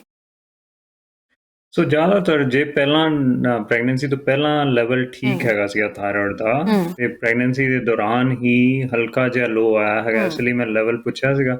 ਜੇ ਹਲਕਾ ਜਿਹਾ ਲੋ ਆਇਆ ਹੈਗਾ ਤੇ ਗੋਲੀ ਲੈਣੀ ਜ਼ਰੂਰੀ ਹੈਗੀ ਹੈ ਪ੍ਰੈਗਨੈਂਸੀ ਦੇ ਦੌਰਾਨ। ਜੇ ਪ੍ਰੈਗਨੈਂਸੀ ਵਿੱਚ ਲੋ ਥਾਇਰਾਇਡ ਹੋਵੇ ਹਲਕਾ ਜਿਹਾ ਵੀ, ਤਾਂ ਵੀ ਉਹਦੇ ਕੰਪਲਿਕੇਸ਼ਨ ਹੋ ਸਕਦੀਆਂ ਹੈਗੀਆਂ ਨੇ। ਬੇਬੀ ਦਾ ਬ੍ਰੇਨ ਡਿਵੈਲਪਮੈਂਟ ਵੀ ਇਫੈਕਟ ਹੋ ਸਕਦਾ ਹੈਗਾ, ਮਤਲਬ IQ ਜਿਹੜੀ ਆਪਾਂ ਇੰਟੈਲੀਜੈਂਸ ਕਹਿੰਦੇ ਹੈਗੇ ਆ ਉਹ ਇਫੈਕਟ ਹੋ ਸਕਦੀ ਹੈਗੀ ਆ। ਨਾਲ ਥੋੜੇ ਜਿਹੇ ਚਾਂਸ ਮਿਸ ਕੈਰੇਜ ਹੋਣ ਦੇ ਵੀ ਵੱਧ ਜਾਂਦੇ ਹੈਗੇ ਨੇ। ਸੋ ਇਸ ਲਈ ਜ਼ਰੂਰੀ ਹੈ ਵੀ ਆਪਾਂ ਥਾਇਰਾਇਡ ਦੀ ਗੋਲੀ ਪ੍ਰੈਗਨੈਂਸੀ ਦੇ ਦੌਰਾਨ ਜ਼ਰੂਰ ਲਈਏ। ਪਹਿਲੀ ਗੱਲ ਜੀ ਬਾਅਦ ਚੋਂ ਠੀਕ ਹੋ ਜਾਏਗਾ ਕਿ ਨਹੀਂ, ਆਫਕੋਰਸ ਪ੍ਰੈਗਨੈਂਸੀ ਵਿੱਚ ਲੈ ਕੇ ਉਸ ਤੋਂ ਬਾਅਦ ਬੰਦ ਕਰਕੇ ਡਿਲੀਵਰੀ ਤੋਂ ਬਾਅਦ 2-3 ਮਹੀਨਿਆਂ ਬਾਅਦ ਤੁਸੀਂ ਦੁਬਾਰਾ ਚੈੱਕ ਕਰਾ ਸਕਦੇ ਹੈਗੇ ਹੋ, ਦੇਖਣ ਵਾਸਤੇ ਲੈਵਲ ਕਿਵੇਂ ਆ ਰਿਹਾ ਹੈਗਾ। ਜ਼ਿਆਦਾਤਰ ਲੇਡੀਜ਼ ਦਾ ਜੇ ਪਹਿਲਾਂ ਕੋਈ ਪ੍ਰੋਬਲਮ ਨਹੀਂ ਹੁੰਦੀ, ਪ੍ਰੈਗਨੈਂਸੀ ਤੋਂ ਪਹਿਲਾਂ ਥਾਇਰਾਇਡ ਠੀਕ ਆ ਰਿਹਾ ਹੁੰਦਾ, ਥਾਇਰਾਇਡ ਸਿਰਫ ਪ੍ਰੈਗਨੈਂਸੀ ਦੇ ਦੌਰਾਨ ਹੁੰਦਾ ਤਾਂ ਫਿਰ ਬਾਅਦ ਚੋਂ ਠੀਕ ਹੋ ਜਾਂਦਾ ਹੁੰਦਾ ਜ਼ਿਆਦਾਤਰ ਲੇਡੀਜ਼ ਦਾ। ਪਰ ਅਗੇਨ ਚੈੱਕ ਕਰਾ ਲੈਣਾ ਫਿਰ ਵੀ ਜ਼ਰੂਰੀ ਹੋ ਜਾਂਦਾ ਜੀ। ਨੈਕਸਟ ਸੀ 66 ਇਅਰਸ 올ਡ ਮੈਮ ਦੀ ਕਾਲ ਆਈ ਸੀ ਤੇ ਉਹਨਾਂ ਦਾ ਕਿਹਾ ਸੀ ਕਿ ਉਹਨਾਂ ਨੂੰ ਕੋਵਿਡ ਹੋ ਗਿਆ ਸੀ ਐਂਡ ਆਫ ਮਾਰਚ ਤੇ 15 ਮਈ ਨੂੰ ਉਹਨਾਂ ਨੇ ਆਪਣੀ ਫਸਟ ਡੋਜ਼ ਲਈ ਸੀ ਫਾਈਜ਼ਰ ਦੀ। ਇਸ ਤੋਂ ਬਾਅਦ ਸੈਕਿੰਡ ਡੋਜ਼ ਬੁੱਕ ਹੋਈ ਸੀ 28 ਜੁਲਾਈ ਨੂੰ ਤੇ ਕਈ ਉਹਨਾਂ ਨੂੰ ਕਹਿ ਰਹੇ ਨੇ ਕਿ ਉਹਨਾਂ ਨੇ ਪਹਿਲਾਂ ਵੈਕਸੀਨ ਦੀ ਡੋਜ਼ ਲੈ ਲਈ, ਬੜੀ ਛੇਤੀ ਲਗਵਾ ਲਈ ਹੈ ਕੋਵਿਡ ਹੋਣ ਤੋਂ ਬਾਅਦ, ਜਿਸ ਦੇ ਕਰਕੇ ਉਹਨਾਂ ਨੂੰ ਲੂਜ਼ ਮੋਸ਼ਨਸ ਦੀ ਪ੍ਰੋਬਲਮ ਹੋ ਗਈ ਹੈ। ਸੋ ਪੁੱਛਣਾ ਚਾਹੁੰਦੇ ਨੇ ਕਿ ਉਹਨਾਂ ਨੂੰ ਕਈ ਕਹਿ ਰਹੇ ਨੇ ਕਿ ਸੈਕਿੰਡ ਜਿਹੜੀ ਆ ਉਹ ਜਿਹੜੀ ਲੈਣਗੇ ਡੋਜ਼ ਉਹ ਕੰਸਲਟ ਕਰਕੇ ਡਾਕਟਰ ਨਾਲ ਲੈਣ। ਕੀ ਇੱਦਾਂ ਸਹੀ ਹੈ? ਜੀ ਸੋ ਜਿੰਨੇ ਲੋਕਾਂ ਨੂੰ ਗੱਲ ਕਰੋਗੇ ਤੁਸੀਂ ਉਹਨੇ ਲੋਕ ਤੁਹਾਨੂੰ ਸਲਾਹ ਦੇਣਗੇ। ਤੁਸੀਂ ਕੋਈ ਗਲਤ ਕੁਛ ਨਹੀਂ ਕੀਤਾ ਹੈਗਾ। ਪਹਿਲੀ ਡੋਜ਼ ਤੁਸੀਂ ਲਗਵਾ ਲਈ ਜਦੋਂ ਤੁਹਾਨੂੰ ਅਵੇਲੇਬਲ ਹੈਗੀ ਸੀ, ਤੇ ਜਦੋਂ ਤੁਸੀਂ ਕਰੋਨਾ ਵਾਇਰਸ ਤੋਂ ਬਚ ਗਏ ਸੀਗੇ, ਠੀਕ ਹੋ ਗਏ ਸੀਗੇ, ਲਗਵਾ ਲਈ। ਤੁਸੀਂ ਕੋਈ ਘਬਰਾਉਣਾ ਨਹੀਂ ਹੈਗਾ। ਤੁਸੀਂ ਦੂਸਰੀ ਡੋਜ਼ ਜੇ ਛੇਤੀ ਲੱਗ ਰਹੀ ਹੈਗੀ ਆ ਤਾਂ ਛੇਤੀ ਜ਼ਰੂਰ ਲਗਵਾ ਲੈਣੀ ਹੈਗੀ ਆ। ਜੇ ਤੁਸੀਂ ਵੇਟ ਵੀ ਕਰ ਲਓਗੇ ਜੁਲਾਈ ਤੱਕ ਤਾਂ ਵੀ ਕੋਈ ਪ੍ਰੋਬਲਮ ਨਹੀਂ ਹੈਗੀ ਆ। ਤੁਹਾਨੂੰ ਪਹਿਲਾਂ ਕਰੋਨਾ ਹੋ ਚੁੱਕਿਆ, ਉਹਦੀ ਇਮਿਊਨਿਟੀ ਬਣ ਚੁੱਕੀ ਥੋੜੀ, ਦੂਸਰੀ ਡੋਜ਼ ਲੱਗ ਚੁੱਕੀ ਹੈਗੀ, ਉਹਦੀ ਇਮਿਊਨਿਟੀ ਬਣ ਚੁੱਕੀ ਹੈਗੀ ਆ। ਤੁਸੀਂ ਜੁਲਾਈ ਤੱਕ ਵੇਟ ਵੀ ਕਰ ਲਓਗੇ ਤਾਂ ਵੀ ਕੋਈ ਪ੍ਰੋਬਲਮ ਨਹੀਂ ਹੈਗੀ ਆ। ਜਿਹੜੇ ਲੂਜ਼ ਮੋਸ਼ਨ ਦੀ ਗੱਲ ਹੈਗੀ ਆ ਉਹ ਕਰੋਨਾ ਦੇ ਨਾਲ ਵੀ ਨਹੀਂ ਹੈਗੀ ਆ, ਹੁਣ ਵੈਕਸੀਨ ਦੇ ਨਾਲ ਵੀ ਨਹੀਂ ਹੈਗੀ ਆ। ਉਹ ਤੁਸੀਂ ਜੇ ਹੋ ਰਹੀ ਹੈ ਪ੍ਰੋਬਲਮ ਤੇ ਆਪਣੇ ਡਾਕਟਰ ਨਾਲ ਗੱਲ ਕਰੋ ਕਿ ਉਹਦਾ ਕਾਰਨ ਕੀ ਹੈਗਾ। ਆਪਾਂ ਸੋਚਦੇ ਹਾਂ ਸਾਰਾ ਕੁਝ ਜਿਹੜਾ ਹੋ ਰਿਹਾ ਇਸ ਟਾਈਮ ਤੇ ਉਹ ਵੈਕਸੀਨ ਦੇ ਕਰਕੇ ਹੋ ਰਿਹਾ ਹੈਗਾ, ਐਵੇਂ ਨਹੀਂ ਹੈਗਾ। ਜਿਹੜੀਆਂ ਬਾਕੀ ਬਿਮਾਰੀਆਂ ਹੁੰਦੀਆਂ ਨੇ ਉਹ ਹਾਲੇ ਵੀ ਹੋ ਰਹੀਆਂ ਹੈਗੀਆਂ ਨੇ। ਜੇ ਹਾਰਟ ਦੀ ਪ੍ਰੋਬਲਮ ਹੋ ਰਹੀ ਹੈ ਜਾਂ ਡਾਇਰੀਆ ਹੋ ਰਿਹਾ ਹੈ ਜਾਂ ਕੁਝ ਹੋਰ ਪ੍ਰੋਬਲਮ ਹੋ ਰਹੀ ਹੈ ਤੇ ਆਪਾਂ ਜਿਵੇਂ ਬਲੱਡ ਪ੍ਰੈਸ਼ਰ ਹੋ ਰਿਹਾ ਹੈਗਾ, ਆਪਾਂ ਉਹਦਾ ਇਲਾਜ ਕਰਾਉਣਾ ਜ਼ਰੂਰੀ ਹੈਗਾ। ਉਹ ਭੁੱਲ ਨਹੀਂ ਜਾਣੇ ਬਾਕੀ ਬਿਮਾਰੀਆਂ। ਜੀ ਬਿਲਕੁਲ। ਤੇ ਡਾਕਟਰ ਬਜਾਜ ਹੁਣ ਸਮਾਂ ਵੀ ਇਜਾਜ਼ਤ ਲੈਣ ਦਾ ਹੋ ਰਿਹਾ। ਆਪਾਂ ਅੱਜ ਕਾਫੀ ਵੈਕਸੀਨ ਦੇ ਉੱਤੇ ਵੀ ਗੱਲਬਾਤ ਕੀਤੀ ਹੈ, ਸਵਾਲਾਂ ਦੇ ਜਵਾਬ ਵੀ ਦਿੱਤੇ ਨੇ। ਸੋ ਜਿਹੜੇ ਦਰਸ਼ਕ ਦੇਖ ਰਹੇ ਨੇ ਤੁਹਾਨੂੰ ਉਹਨਾਂ ਨੂੰ ਕੀ ਕਹਿਣਾ ਚਾਹੋਗੇ ਤੁਸੀਂ? ਉਹ ਬਹੁਤ ਹੀ ਖੁਸ਼ੀ ਦੀ ਗੱਲ ਹੈ ਜੀ, ਕੇਸ ਘੱਟ ਗਏ ਹੈਗੇ ਨੇ। ਵੈਕਸੀਨ ਹੁਣ ਬਹੁਤ ਅਵੇਲੇਬਲ ਹੈਗੀਆਂ ਨੇ। ਆਪਾਂ ਗੁੱਡ ਬਾਏ ਕਰਨ ਵਾਲੇ ਹੈਗੇ ਆ ਕੈਨੇਡਾ ਤੋਂ ਪੈਂਡੈਮਿਕ ਨੂੰ, ਐਟਲੀਸਟ ਕੈਨੇਡਾ ਤੋਂ। ਪਰ ਆਪਾਂ ਦੋਵੇਂ ਡੋਜ਼ ਲਗਵਾਈਏ। ਜਿਨ੍ਹਾਂ ਨੇ ਨਹੀਂ ਲਗਵਾਈ ਉਹਨਾਂ ਨੂੰ ਵੀ ਸਮਝਾਈਏ ਕਿ ਨਹੀਂ ਲਗਵਾਈ ਤੇ ਤੁਸੀਂ ਜ਼ਰੂਰ ਲਗਵਾਓ। ਦੋਵੇਂ ਡੋਜ਼ ਜਦੋਂ 80% ਲੋਕਾਂ ਨੂੰ ਲੱਗ ਜਾਣਗੀਆਂ ਤਾਂ ਫਿਰ ਆਪਾਂ ਕੈਨੇਡਾ ਤੋਂ ਇਹ ਪੈਂਡੈਮਿਕ ਨੂੰ ਬਾਏ ਬਾਏ ਕਰ ਦਾਂਗੇ। ਪਰ ਫਿਰ ਵੀ ਆਪਾਂ ਪੂਰੇ ਵਰਲਡ ਨੇ ਹਾਲੇ ਵੈਕਸੀਨ ਨਹੀਂ ਲਗਾਈਆਂ ਹੈਗੀਆਂ ਤੇ ਫਿਰ ਵੀ ਆਪਾਂ ਕੈਨੇਡਾ ਵਿੱਚ ਥੋੜ੍ਹੇ ਫ੍ਰੀ ਹੋ ਜਾਵਾਂਗੇ। ਮੇਬੀ ਮਾਸਕ ਵੀ ਹਟ ਜਾਣਗੇ ਅਗਲੇ 1-2 ਮਹੀਨਿਆਂ ਵਿੱਚ ਜੇ ਆਪਾਂ 80% ਲਗਾ ਲੈਂਦੇ ਹੈਗੇ ਆ। ਪਰ ਬਾਹਰ ਦੇ ਲੋਕ ਜਿਹੜੇ ਹੈਗੇ ਨੇ ਫਿਰ ਵੀ ਆਪਾਂ ਬਾਹਰ ਟਰੈਵਲ ਵਗੈਰਾ ਜਿਹੜਾ ਹੈਗਾ ਹਾਲੇ ਨਹੀਂ ਸੋਚਣਾ ਹੈਗਾ। ਜੇ ਓਪਨ ਹੋ ਗਿਆ, ਜੇ ਕੁਆਰੰਟੀਨ ਨਹੀਂ ਵੀ ਕਰਨਾ ਪੈਂਦਾ ਹੈਗਾ, ਆਪਾਂ ਐਂ ਨਾ ਕਰੀਏ ਕਿ ਹੁਣ ਇੰਡੀਆ ਦੀ ਟਿਕਟ ਬੁੱਕ ਕਰਾ ਲਈਏ, ਹਾਲੇ ਵੇਟ ਕਰੀਏ, ਵੇਖੀਏ ਉੱਥੇ ਕੀ ਹੋ ਰਿਹਾ ਹੈਗਾ। ਉੱਥੇ ਹੋ ਸਕਦਾ ਹੈ ਕਿ ਤੀਸਰੀ ਵੇਵ ਆਉਣ ਵਾਲੀ ਹੈਗੀ ਆ ਤੇ ਇਸ ਲਈ ਆਪਾਂ ਖਿਆਲ ਨਾਲ ਸੋਚ ਸਮਝ ਕੇ ਆਪਣੇ ਪਲਾਨ ਬਣਾਈਏ।